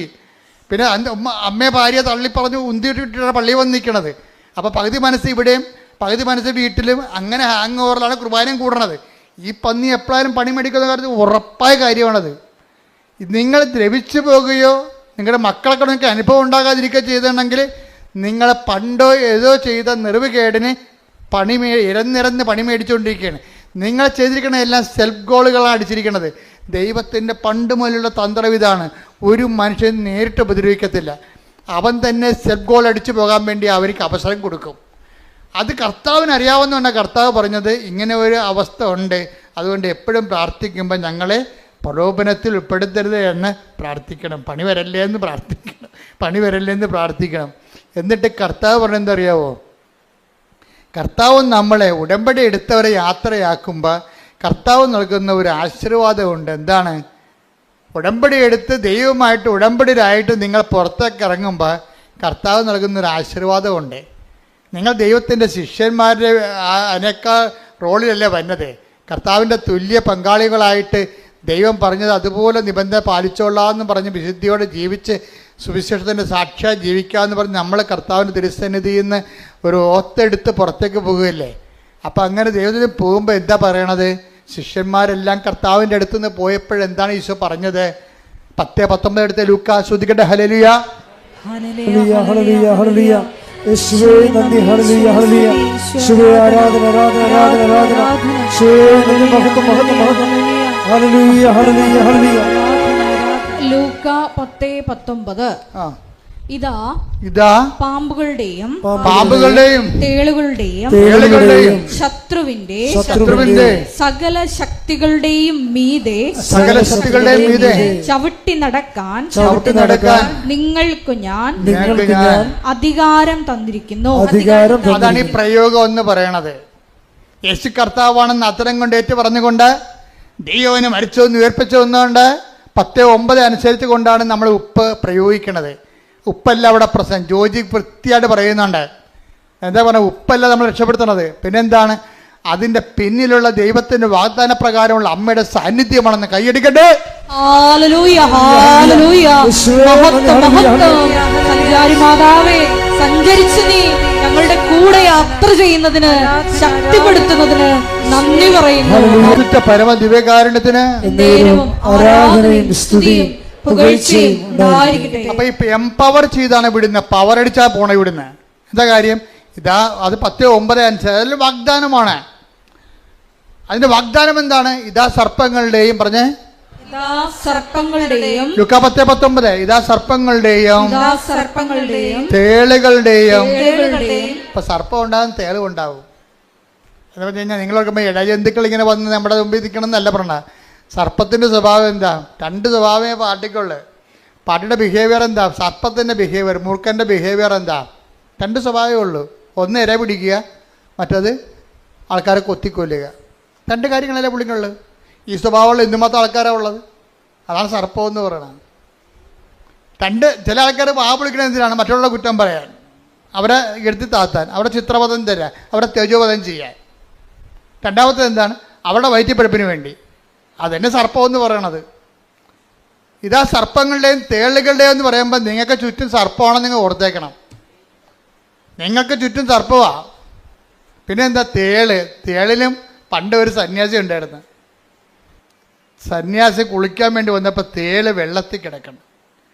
ആ ഉദക്ക് കലിച്ച് ഇറങ്ങി പുഴയെ കുളിക്കാൻ വേണ്ടി ഇറങ്ങിയപ്പോൾ ഉണ്ട് ഒരു പാവം പിടിച്ച തേള് അത് അവിടെ കിടന്ന് നീന്തി കിടക്ക് കയറണില്ല, ചത്തുപോകാനായി. അപ്പം സന്യാസിക്ക് ഒരു സങ്കടം തോന്നി.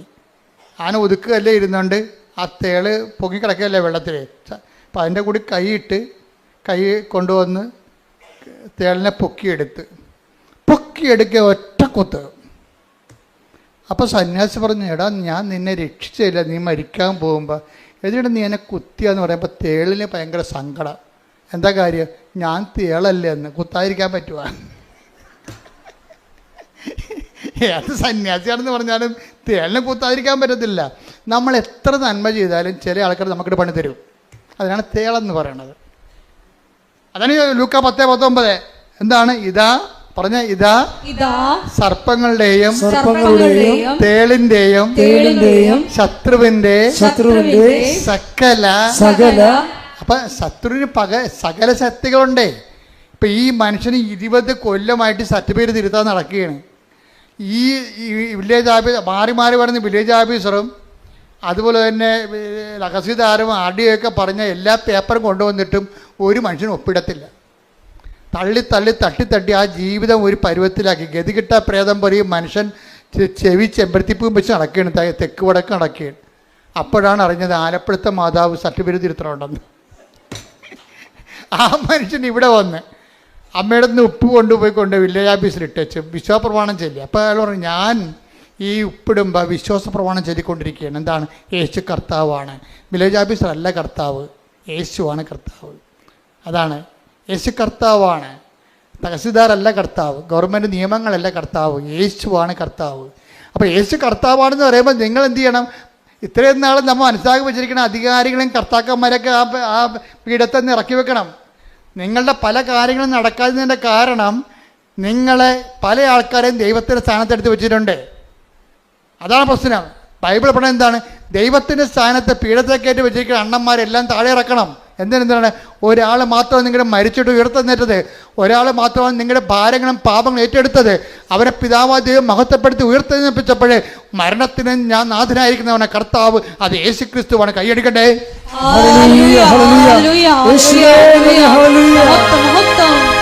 പരമദിവ്യകാരുണ്യത്തിന് നേരവും ആരാധനയും സ്തുതിയും പുകഴ്ചയും ഉണ്ടായിരിക്കട്ടെ. ഉടമ്പടിയിലൂടെ ഉടമ്പടി വിശ്വാസ പ്രയോഗ വസ്തുക്കള്, നമ്മൾ നേർച്ച വസ്തുക്കൾ എന്ന് പറഞ്ഞ വസ്തുക്കളെങ്കിൽ തന്നു വിടുമ്പോൾ അതിൻ്റെ ആക്ടിവേഷൻ പ്രിൻസിപ്പിൾ എന്താണ്? വിശ്വാസ പ്രമാണമാണത്. ജോജി അത് കൃത്യമായിട്ട് ചെല്ലുന്നുണ്ട്. അപ്പം നമ്മൾ ചുണ്ടേ കൊണ്ട് എന്ത് ചെല്ലിയാലും അതിൻ്റെ വേര് ചങ്കിലുണ്ടാകണം. നമ്മളൊരു സാധനം ആക്ടിവേറ്റ് ചെയ്യുമ്പോൾ സ്വാഭാവികമായിട്ടും നമ്മുടെ ഉള്ളിൽ കുറിക്കണം ഞാൻ എന്താണ് പറയണതെന്ന്. അതുകൊണ്ടാണ് ഈശോ പറഞ്ഞത്, യേശു കർത്താവാണെന്ന് നിങ്ങൾ അത്തരം കൊണ്ട് ഏറ്റു പറയുമ്പോൾ ആ അത്തരം കൊണ്ട് ഏറ്റു പറയുന്നത് ആക്ടിവേറ്റ് ചെയ്യണമെന്നുണ്ടെങ്കിൽ ദൈവം മരിച്ചൊന്ന് ഉയർപ്പിച്ചെന്ന് നിങ്ങളുടെ ഹൃദയത്തിൽ വിശ്വസിക്കണം. പ്രാർത്ഥിക്കുക, കർത്താവായ ദൈവമേ, നീയാണ് കർത്താവെന്ന്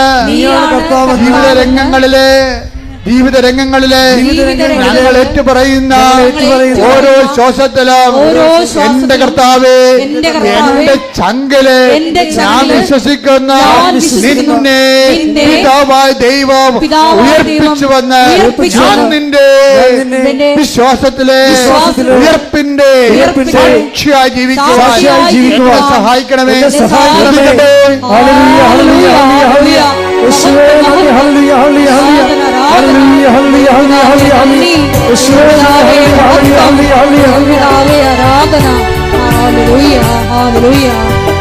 പരിശുദ്ധ പരമദിവ്യകാരുണ്യത്തിന് ആരാധനയും സ്തുതിയും പുകഴ്ചയും ഉണ്ടായിരിക്കട്ടെ. അപ്പൊ വിശ്വാസത്തിൽ ഇതുപോലെ വസ്തുക്കൾ പ്രയോഗിക്കുമ്പോൾ അണമുറിയാതെ ചെല്ലേണ്ട കാര്യം എന്താണ്?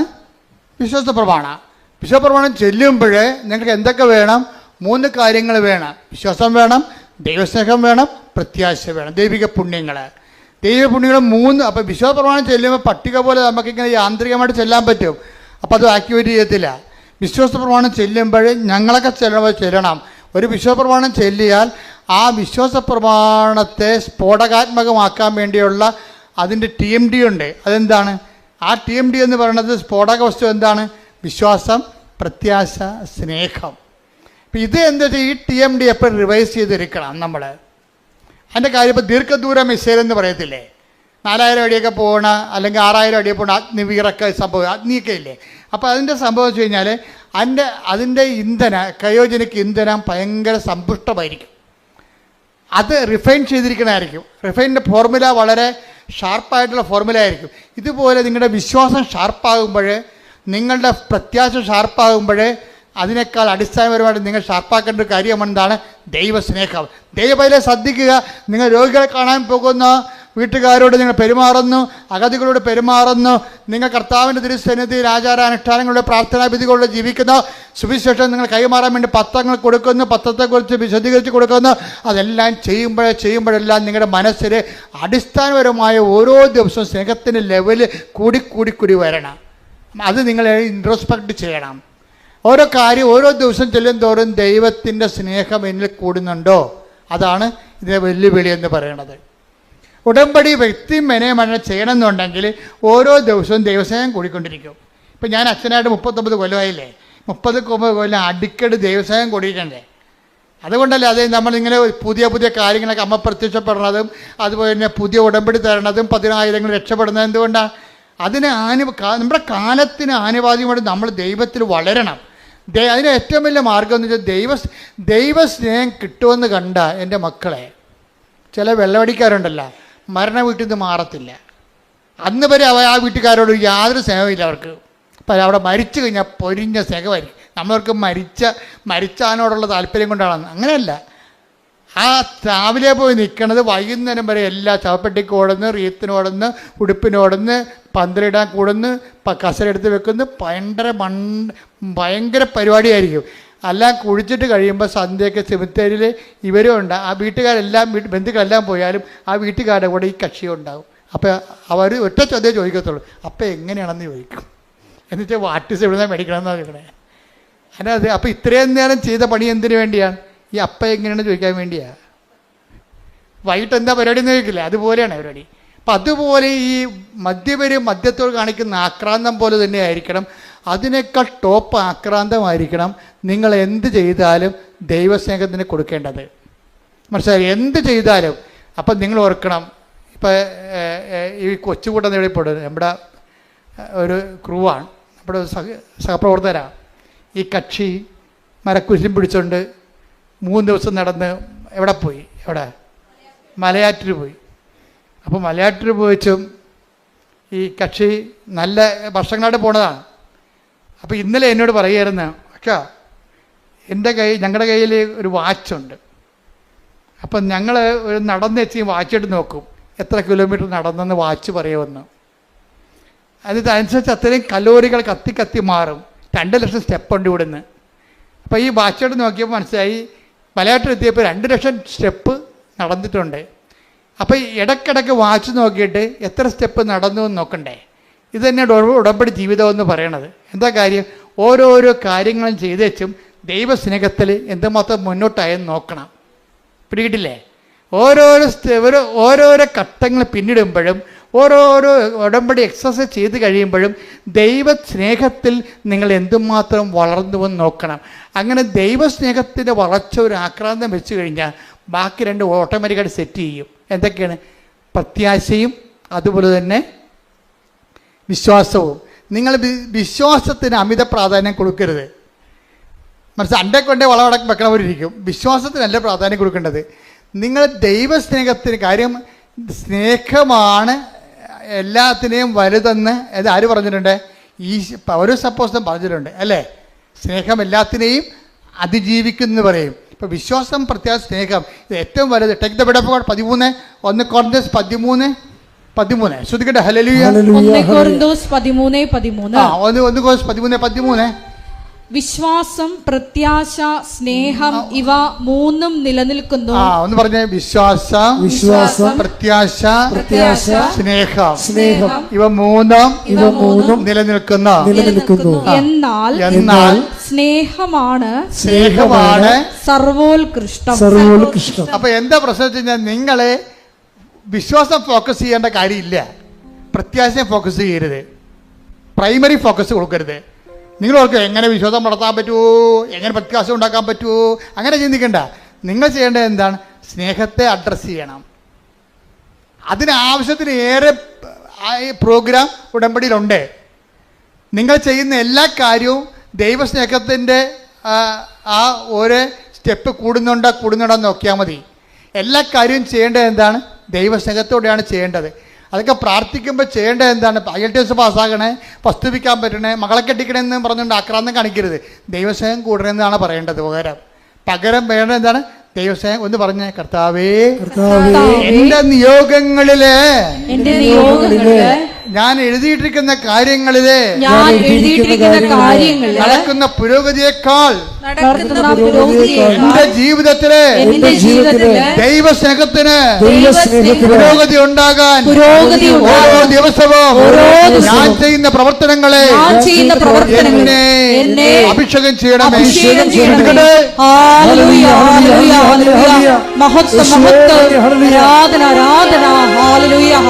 ദൈവസ്നേഹം എന്ന് പറഞ്ഞാൽ എന്താ കാര്യം അറിയാമോ? ഒരു ഉദാഹരണം ഞാൻ പറയാം.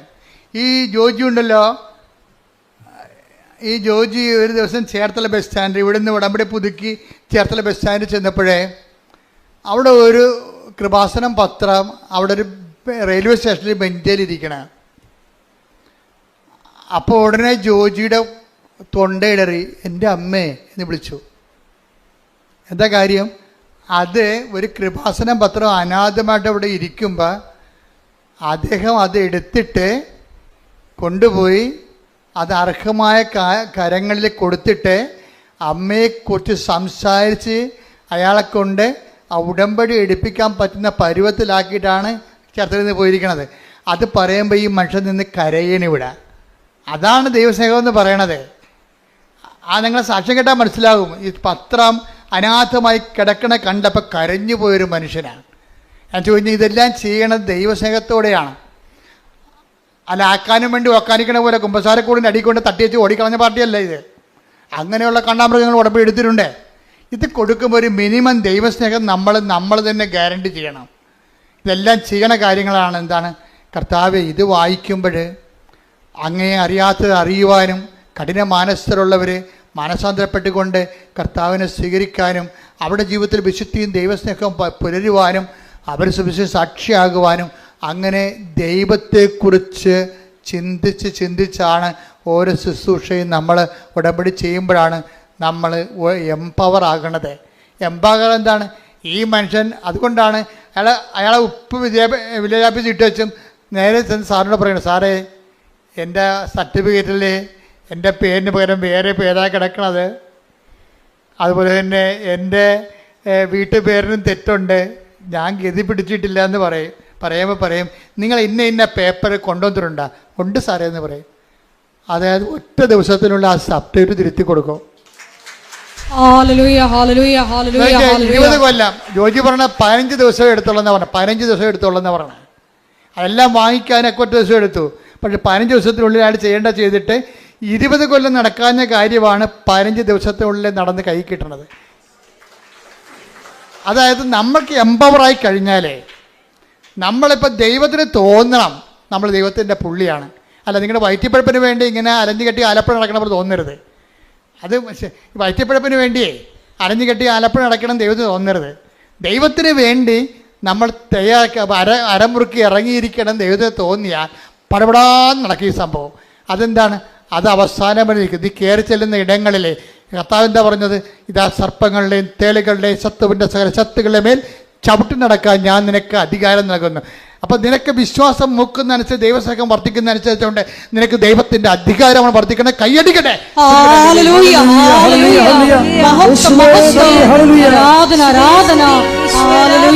എൻ്റെ വിഷയം എന്ന് പറയുന്നത് ഒരു കാര്യമല്ലേ. അതായത് അടുത്ത കാര്യം ഇദ്ദേഹം പറയണത് അദ്ദേഹത്തിന് മകൾക്കൊരു പ്രശ്നമുണ്ട്. 19 വയസ്സുണ്ട്. അവൾക്ക് 2 വയസ്സ് തൊട്ട് തുടങ്ങിയ പരിപാടിയാണ്.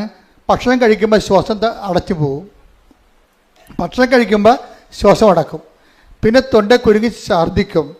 അപ്പോൾ വേണമെങ്കിൽ ആ ഭക്ഷണം കഴിച്ചുകൊണ്ടിരിക്കുന്ന സ്ഥലത്ത് തന്നെ പാത്രത്തിൽ തന്നെ ഛർദ്ദിച്ചിടും. ഇതിങ്ങനെ വർഷങ്ങളായിട്ട് തുടങ്ങിയതാ. 14 വയസ്സുണ്ട് ഇപ്പം. അപ്പം ഇത്രയും നടന്ന് ഇതിന് മാറ്റം പല മരുന്നുകൾ മറന്നിട്ട് കഴിച്ചിട്ട് മാറ്റമില്ല. അവസാനം എന്താ ചെയ്യണം? ഈ ഉടമ്പടി തൈലം ഉപ്പും കൂടി ചേർത്ത് കൊടുക്കും. ആ പറയണ ഇപ്പം 3 കൊല്ലമായി കൊച്ചു ഛർദ്ദിച്ചിട്ടില്ല. ഇവിടെയൊക്കെ നിങ്ങളെ കൈയടിക്കാൻ വേണ്ടി പറഞ്ഞതല്ല. നിങ്ങൾ ഓർക്കണത് ഇത് കൈയടിക്കുമ്പോൾ നിങ്ങൾ ഉദ്ദേശിക്കണത് ഉപ്പിൻ്റെ എന്തോ സംഭവമുണ്ട് ഉടമ്പടി തൈലത്തിന്. അതിനകത്തുള്ള സംഭവം പുറത്തു വന്നെങ്കിൽ എന്ത് ചെയ്യണമെന്നറിയോ? അധികാരം, ഈ വ്യക്തിക്ക് അധികാരം ഉണ്ടാകണം. അതാണ് വിഷയം. എന്താണ്? ഈ വ്യക്തിക്ക് ദൈവത്തിന് വേണ്ടി ജീവിച്ചു, ദൈവത്തിൻ്റെ വചനത്തിന് വേണ്ടി ജീവിച്ചു, സുവിശേഷത്തിൻ്റെ സാക്ഷിയായി ജീവിക്കുമ്പോഴേ അവരെ ആക്ടിവേറ്റ് ചെയ്യുമ്പോഴേ ദൈവത്തിൻ്റെ പവർ അടിക്കണം. അവിടെ അടിക്കും. എന്താ കാര്യം? അതുകൊണ്ട് നിഷ്കളങ്കമായിട്ട് നിങ്ങൾ ഡിസ്പോസിബിൾ ഉടമ്പടി എടുക്കരുത്. നിങ്ങളൊക്കെ നിങ്ങളുടെ IELTS പാസ്സായി ഇനി വീട്ടിൽ കുത്തിയിരിക്കാമെന്ന് പറഞ്ഞുകൊണ്ട് അതാണ് ഡിസ്പോസിബിൾ ഉടമ്പടി. വസ്തു വിറ്റ് ഇനി എന്താ പ്രശ്നം? തീർന്നു. ഇനി എന്താ പ്രശ്നമെന്ന്? ഇനിയാണ് പ്രശ്നം മൊത്തം ഉള്ളത്. ദൈവത്തിൽ നിന്ന് വല്ലതും വാങ്ങിച്ച് പോയിട്ടാ. പിന്നെ ഇപ്പോൾ ഓർക്കേണ്ടത് എന്താണ്? ദൈവത്തിൻ്റെ ചൈതന്യത്തിന് നിങ്ങൾ മറുപടി പറഞ്ഞുകൊണ്ടിരിക്കണം. അല്ലെങ്കിൽ നിങ്ങൾ കാര്യം കാണാൻ വേണ്ടി കർത്താവിനെ ദുർവിനിയോഗിച്ച പോലെ ഇരിക്കും. അപ്പം അതുകൊണ്ട് എപ്പോഴും ശ്രദ്ധിക്കേണ്ട കാര്യം വെച്ച് കഴിഞ്ഞാൽ ഉടമ്പടിയിലൂടെ ദൈവാധികാരം പ്രാപിക്കാനാണ് നോക്കേണ്ടത്. അതിനുള്ള സാധ്യതയാണ് നിങ്ങൾ പ്രയോജനപ്പെടുത്തേണ്ടത്. അയാളുടെ ഇൻക്രിമെൻ്റ് കൂടുന്നില്ലായിരുന്നു അയാളുടെ കമ്പനിയിൽ. വേറെ കമ്പനി ജോലി കിട്ടി. 2 കൊല്ലമായിട്ട് കൂടുന്നില്ല. അയാൾ ഒറ്റ പ്രാവശ്യമേ പറഞ്ഞുള്ളൂ. ആ ഒറ്റ പ്രാവശ്യം എന്ത് ആ ഇൻക്രിമെൻറ്റ് ഡബിളാക്കി കൊടുത്തു. എല്ലാവർക്കും കൊടുക്കുന്നതിനേക്കാൾ ഇയാളെ സീനിയേഴ്സിനേക്കാൾ ഇരട്ടി ഇൻക്രിമെൻറ്റ് കൂട്ടി കൊടുത്തു. ഇവൻ കൈവെക്കണ സ്ഥലത്തെല്ലാം മാതാവ് ഒപ്പിടും. അതാണ് പ്രശ്നം. ഇവൻ നിങ്ങളൊരിക്കൽ സത്യമാണെന്ന് ദൈവത്തിന് തോന്നിയാൽ നിങ്ങൾ കൈവെക്കണ എല്ലാം അവൻ ചെയ്ത എല്ലാം ശുഭമാക്കുകയും ചെയ്തു. Take the word of God. ശ്രുതിക്കട്ടെ. ഹല്ലേലൂയ ഹല്ലേലൂയ ഹല്ലേലൂയ ഹല്ലേലൂയ. യേശുവേ നന്ദി. ഹല്ലേലൂയ ഹല്ലേലൂയ ഹല്ലേലൂയ ഹല്ലേലൂയ ഹല്ലേലൂയ. യേശുവേ ആരാധന ആരാധന ആരാധന. യേശുവേ മഹത്വം. ഹല്ലേലൂയ ഹല്ലേലൂയ. ഉൽപ്പത്തി 39:23. ജോസഫിനെ ഭരമേൽപ്പിച്ച ഒരു കാര്യത്തിലും കാരാഗൃഹ സൂക്ഷിപ്പുകാരൻ ഇടപെട്ടില്ല.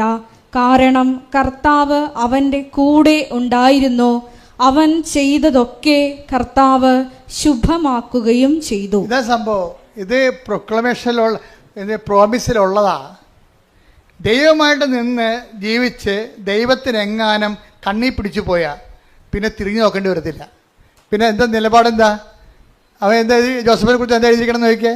ഉൽപ്പത്തി 39:23 വായിച്ചേ ഒന്നുകൂടി. ജോസഫിനെ ഭരമേൽപ്പിച്ച ഒരു കാര്യത്തിൽ ജോസഫിനെ ഫലമേൽപ്പിച്ച ഒരു കാര്യത്തില് കാരാഗ്രഹ സൂക്ഷിപ്പുകാരൻ ഇടപെട്ടില്ല. കാരണം എന്താ? കർത്താവ് അവന്റെ കൂടെ ഉണ്ടായിരുന്നു. അവൻ ചെയ്തതൊക്കെയും കർത്താവ് ശുഭമാക്കുകയും ചെയ്തു.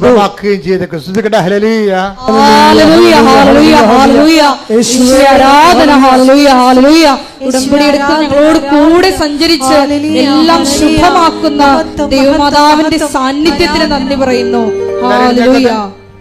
എല്ലാവരും എഴുന്നേക്കട്ടെ. നമ്മൾ ആദ്യം പാടിയ പാട്ടില്ല, അത് നമുക്കൊരു പാടാം. പാടിക്കൊണ്ട് രോഗസൗഖ്യ പ്രാർത്ഥനയ്ക്ക് പ്രവേശിക്കാം. അച്ഛൻ വന്ന് കയറിയപ്പോ പാടിയ പാട്ടില്ലേ?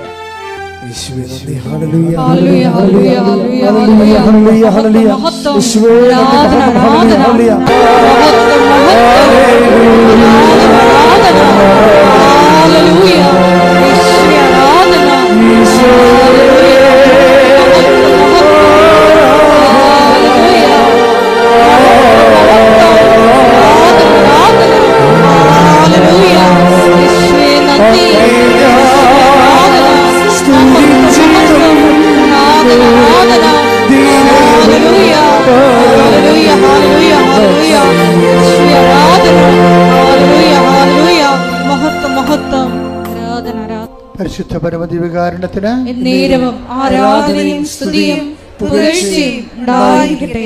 എൻ്റെ പ്രിയപ്പെട്ടവരെ, രോഗസൗഖ്യ പ്രാർത്ഥനയിലേക്ക് നമ്മൾ പ്രവേശിക്കുകയാണ്. അച്ഛൻ വിവിധമായ രോഗങ്ങളെ ശാസിച്ച് കർത്താവിൻ്റെ നാമത്തിൽ ഉച്ചാരണം ചെയ്യുന്ന പ്രാർത്ഥന ചെല്ലുമ്പോൾ നിങ്ങൾ സ്തുതിച്ചുകൊണ്ടിരുന്നാൽ മതി. ഇവിടെ പ്രാർത്ഥിക്കുന്നവരിൽ ഓൺലൈനിൽ പ്രാർത്ഥിക്കുന്നവരൊക്കെ ഇപ്പോഴും പരിശുദ്ധ അമ്മയുടെ മാധ്യസ്ഥത്തിലെ കൃപാസ്ഥാനത്താറ് ജീവനോടെ പ്രത്യക്ഷപ്പെട്ട പരിശുദ്ധയുടെ മാധ്യസ്ഥത്തിലെ ഈശോയുടെ നാമത്തിലെ ദൈവിക ശാസന പ്രാർത്ഥനയുടെ സമയമാണ്. സ്തുതിക്കട്ടെ. ഹല്ലേലൂയ, ഹല്ലേലൂയ, ഹല്ലേലൂയ, ഹല്ലേലൂയ, ഹല്ലേലൂയ, ഹല്ലേലൂയ. കർത്താവിന്റെ ഉന്നതമായ നാമത്തിന് സ്തോത്രം ചെയ്യുന്നു. കർത്താവിന്റെ വിശുദ്ധ പൗരോഹിത്യത്തെ മഹത്വപ്പെടുത്തണമേ. കർത്താവിന്റെ സഭയിലുള്ള സാന്നിധ്യം പ്രകടമാക്കണമേ. കർത്താവിന്റെ വിശുദ്ധ പൗരോഹിത്യത്തെ മഹത്വപ്പെടുത്തണമേ. കർത്താവിന്റെ സഭയിലുള്ള സാന്നിധ്യം പ്രകടമാക്കണമേ. 39 വർഷം അർപ്പിച്ച കുർബാനയുടെ യോഗ്യതയാൽ കൃപാസ്ഥാനത്താറെ ജീവനോടെ പ്രത്യക്ഷപ്പെട്ട പരിശുദ്ധ അമ്മയുടെ മാധ്യസ്ഥതയിൽ കർത്താവിന്റെ അവകാശവും ഓഹരിയുമാകുന്ന തിരുസഭയിലെ ഇവിടെ കൂടിയിരിക്കുന്ന എല്ലാ മക്കളുടെ മേലും ഓൺലൈനിൽ പ്രാർത്ഥിക്കുന്നവരുടെ മേലും കർത്താവിന്റെ തിരുമുറുപാടുന്ന വലതുകരം അടിപ്പഴ പോലെ വൈദാഖനം പോലെ ദൈവികമായ ശക്തി നിങ്ങളിൽ നിറഞ്ഞു നിൽക്കട്ടെ എന്ന് പ്രാർത്ഥിക്കുന്നു. മാർഗരോഗങ്ങള്, തീരാവ്യാധികള്, ജീവദുരിതങ്ങള് യേശുവിന്റെ നാമത്തിൽ, മാർഗരോഗങ്ങള്, തീരാവ്യാധികള്, ജീവദുരിതങ്ങള് യേശുവിന്റെ നാമത്തിൽ മാറിപ്പോകട്ടെ എന്ന് പ്രാർത്ഥിക്കുന്നു. സന്ധിബന്ധങ്ങളില്, മാംസപെസ്സുകളില്, രക്തഞരമ്പുകളില്, ശരീരകോശങ്ങളില് കർത്താവിന്റെ രക്തം പടരട്ടെ എന്ന് പ്രാർത്ഥിക്കുന്നു. സന്ധിബന്ധങ്ങളില്, മാംസപെസ്സുകളില്, രക്തഞരമ്പുകളില് കർത്താവിന്റെ രക്തം പടരട്ടെ എന്ന് പ്രാർത്ഥിക്കുന്ന ശിശുരോഗങ്ങള്, ക്യാൻസർ രോഗങ്ങള്, പിച്ചുല രോഗങ്ങള്, കരൾ രോഗങ്ങള്, കിഡ്നി രോഗങ്ങള്, ഉദരരോഗങ്ങള്, ഗർഭാശയ രോഗങ്ങള്, അമാശയ രോഗങ്ങള്, തലച്ചോർ രോഗങ്ങള്, ശ്വാസകോശ രോഗങ്ങള്, വലിവ് രോഗങ്ങള് യേശുവിന്റെ ഉന്നതമായ നാമത്തില്, ശിശുപീഡകള്, പീഡരോഗങ്ങള് യേശുവിന്റെ ഉന്നതമായ നാമത്തില്, സഭയുടെ പ്രാർത്ഥനയുടെ ശക്തിയാൽ യേശുവിന്റെ ഉന്നതമായ നാമത്തില് മാറിയ രോഗങ്ങള്, പ്രശ്ന ക്യാൻസറുകള്, ഉദരരോഗങ്ങള് യേശുവിന്റെ നാമത്തില്, അർശസ് രോഗങ്ങള് യേശുവിന്റെ നാമത്തില്, അർശസ് രോഗങ്ങള് യേശുവിന്റെ നാമത്തിൽ മാറിപ്പോകട്ടെ. പരമദിവ്യകാരുണ്യത്തിന് എന്നേരവും ആരാധനയും സ്തുതിയും പുകഴ്ചയും ഉണ്ടായിരിക്കട്ടെ. മക്കളെ, പരീക്ഷ എഴുതുന്ന കുഞ്ഞുങ്ങള്, പരീക്ഷ റിസൾട്ട് പ്രതീക്ഷിക്കുന്ന കുഞ്ഞുങ്ങള്, അവർക്ക് ഉപരി വിദ്യാഭ്യാസത്തിന് ആവശ്യമായ റിസൾട്ടുകൾ ലഭിക്കുന്നതിന് വേണ്ടി ദൈവത്തിന്റെ കരുണയ്ക്ക് വേണ്ടി പ്രാർത്ഥിക്കുന്ന, അതുപോലെ തന്നെ വസ്തു വിൽക്കാൻ ആഗ്രഹിക്കുന്നവർ, വിറ്റുമാറാത്തവർ, അതിൻ്റെ പേരിൽ കടങ്ങൾ പരിഹരിക്കാൻ പറ്റാത്തവർ, ജപ്തി നടപടികൾ നേരിടുന്നവർ, ജോലിക്ക് ഇന്റർവ്യൂ ടെസ്റ്റിനൊക്കെ പോകുന്നവരെ, അതിന് റിസൾട്ട് പ്രതീക്ഷിക്കുന്നവർ ഒക്കെ ഇപ്പോൾ സമർപ്പിച്ച് പ്രാർത്ഥിക്കുന്ന സമയമാണ്. വൈവാഹിക ജീവിതത്തിൻ്റെ തടസ്സങ്ങൾ വർഷങ്ങളായിട്ടും വിവാഹം ഒത്തുവരാത്തവർ, വിവാഹത്തിന് പിരിഞ്ഞുപോയ ദമ്പതികൾ ഒരുമിച്ച് താമസിക്കാൻ ആഗ്രഹിക്കുന്നവർക്ക് കർത്താവിൻ്റെ കൃപ ലഭിക്കുന്നതിനെ പ്രാർത്ഥിക്കുന്ന, മക്കളില്ലാത്തവർ, അതുപോലെ വീടില്ലാത്തവർ, വഴിയില്ലാത്തവർ, പലതരത്തിലുള്ള വിഷമത അനുഭവിക്കുന്ന, സാങ്കേതികവും നിയമപരമായ കുരുക്കിൽ അകപ്പെട്ടിരിക്കുന്നവർ കർത്താവിൻ്റെ കൃപയിൽ അതെല്ലാം വിട്ടുമാറുന്നതിന് വേണ്ടി പ്രാർത്ഥിക്കുന്നു. അന്യരാജ്യങ്ങളിൽ, വിദേശ രാജ്യങ്ങളിൽ വിസ പ്രോസസ്സിംഗ് നടക്കുന്നവരെ, വിസ വീണ്ടും പുതുക്കി കിട്ടാത്തവർ, അതുപോലെ തന്നെ പലതരത്തിലുള്ള ജീവിത പ്രശ്നങ്ങൾ അനുഭവിക്കുന്നവർ, തൊഴിൽ പ്രശ്നങ്ങൾ അനുഭവിക്കുന്നവർ, അവിടെ മേലെല്ലാം ദൈവത്തിൻ്റെ ശക്തി ആവശ്യിക്കുന്നതിന് വേണ്ടി പ്രാർത്ഥിക്കുന്ന പഠിക്കുന്ന കുഞ്ഞുങ്ങൾ, കൊച്ചുമക്കൾ, ഗർഭിണികൾ, ഗർഭിണിയുടെ രോഗങ്ങൾ, അതുപോലെ ആശുപത്രിയിൽ ആയിരിക്കുന്ന മക്കള്, അവിടെ മേലെല്ലാം കർത്താവിന്റെ കണ്ണയ്ക്ക് വേണ്ടി ഇടിമുഴക്കം പോലെ സ്തുതിക്കട്ടെ. ഉന്നതമായ നാമത്തിന് സ്തോത്രം ചെയ്യുന്ന കർത്താവ്, നിന്റെ വിശുദ്ധ പൗരോഹിത്യത്തെ മഹത്വപ്പെടുത്തണമേ. കർത്താവ്, സഭയിലുള്ള സാന്നിധ്യം പ്രകടമാക്കണമേ. 39 വർഷം അർപ്പിച്ച കുർബാനയോഗ്യതയാ. ജോലിയില്ലാത്തവര്, വീടില്ലാത്തവര്, വെളിച്ചമില്ലാത്തവര്, വഴിയില്ലാത്തവര്, കർത്താവ്, എല്ലാ തരത്തിലുള്ള തടസ്സങ്ങൾക്ക്, ജപ്തി നടപടികളെ, സാമ്പത്തിക കടങ്ങളാൽ വരുമാന മാർഗമില്ലാത്തവർ, ജീവിതമാർഗം മുട്ടിപ്പോയവര്, കർത്താവ്, സാമ്പത്തിക കടങ്ങൾ അവകാശിക്കുന്ന കടക്കാർ, കടം കൊടുത്തു വിട്ടായില്ലാതെ കർത്താവ് നാടുവിട്ടു പോയാലെന്ന് ചിന്തിക്കുന്നവർ, ഇങ്ങനെ വ്യത്യസ്തങ്ങളായ ജീവിത രീതികളിൽ ബാങ്ക് ജപ്തികളും നടപടികളുണ്ടായി സാമ്പത്തിക നടപടി നേരിടുന്നവരെ, പോലീസ് നടപടി നേരിടുന്നവരെ, കോടതി നടപടി നേരിടുന്നവരെ, യേശു ക്രിസ്തുവിന്റെ ഉന്നതമായ നാമത്തില് മാർഗ തടസ്സങ്ങള് യേശുവിന്റെ നാമത്തിൽ മാറിപ്പോകട്ടെ.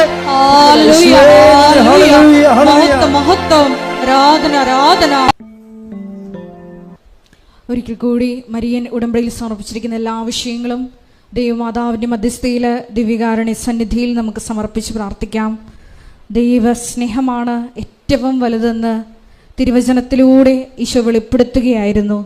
ദേവാലയത്തിലേക്ക് കയറുമ്പോൾ സൂക്ഷ്മതയുള്ളവനായിരിക്കണം എന്ന തിരുവചനത്തിലൂടെ ഉടമ്പടി നിബന്ധനകള് വിശ്വസ്തതാപൂർവം സൂക്ഷ്മതയോടെ പാലിക്കുവാൻ വലിയ അഭിഷേകം ഞങ്ങൾക്ക് തരണമേ എന്ന് പ്രാർത്ഥിച്ചുകൊണ്ട് ശിരസ് നമിച്ച് നമുക്ക് ദിവ്യകാരുണ്യ നാഥന്റെ ആശീർവാദം സ്വീകരിക്കാം.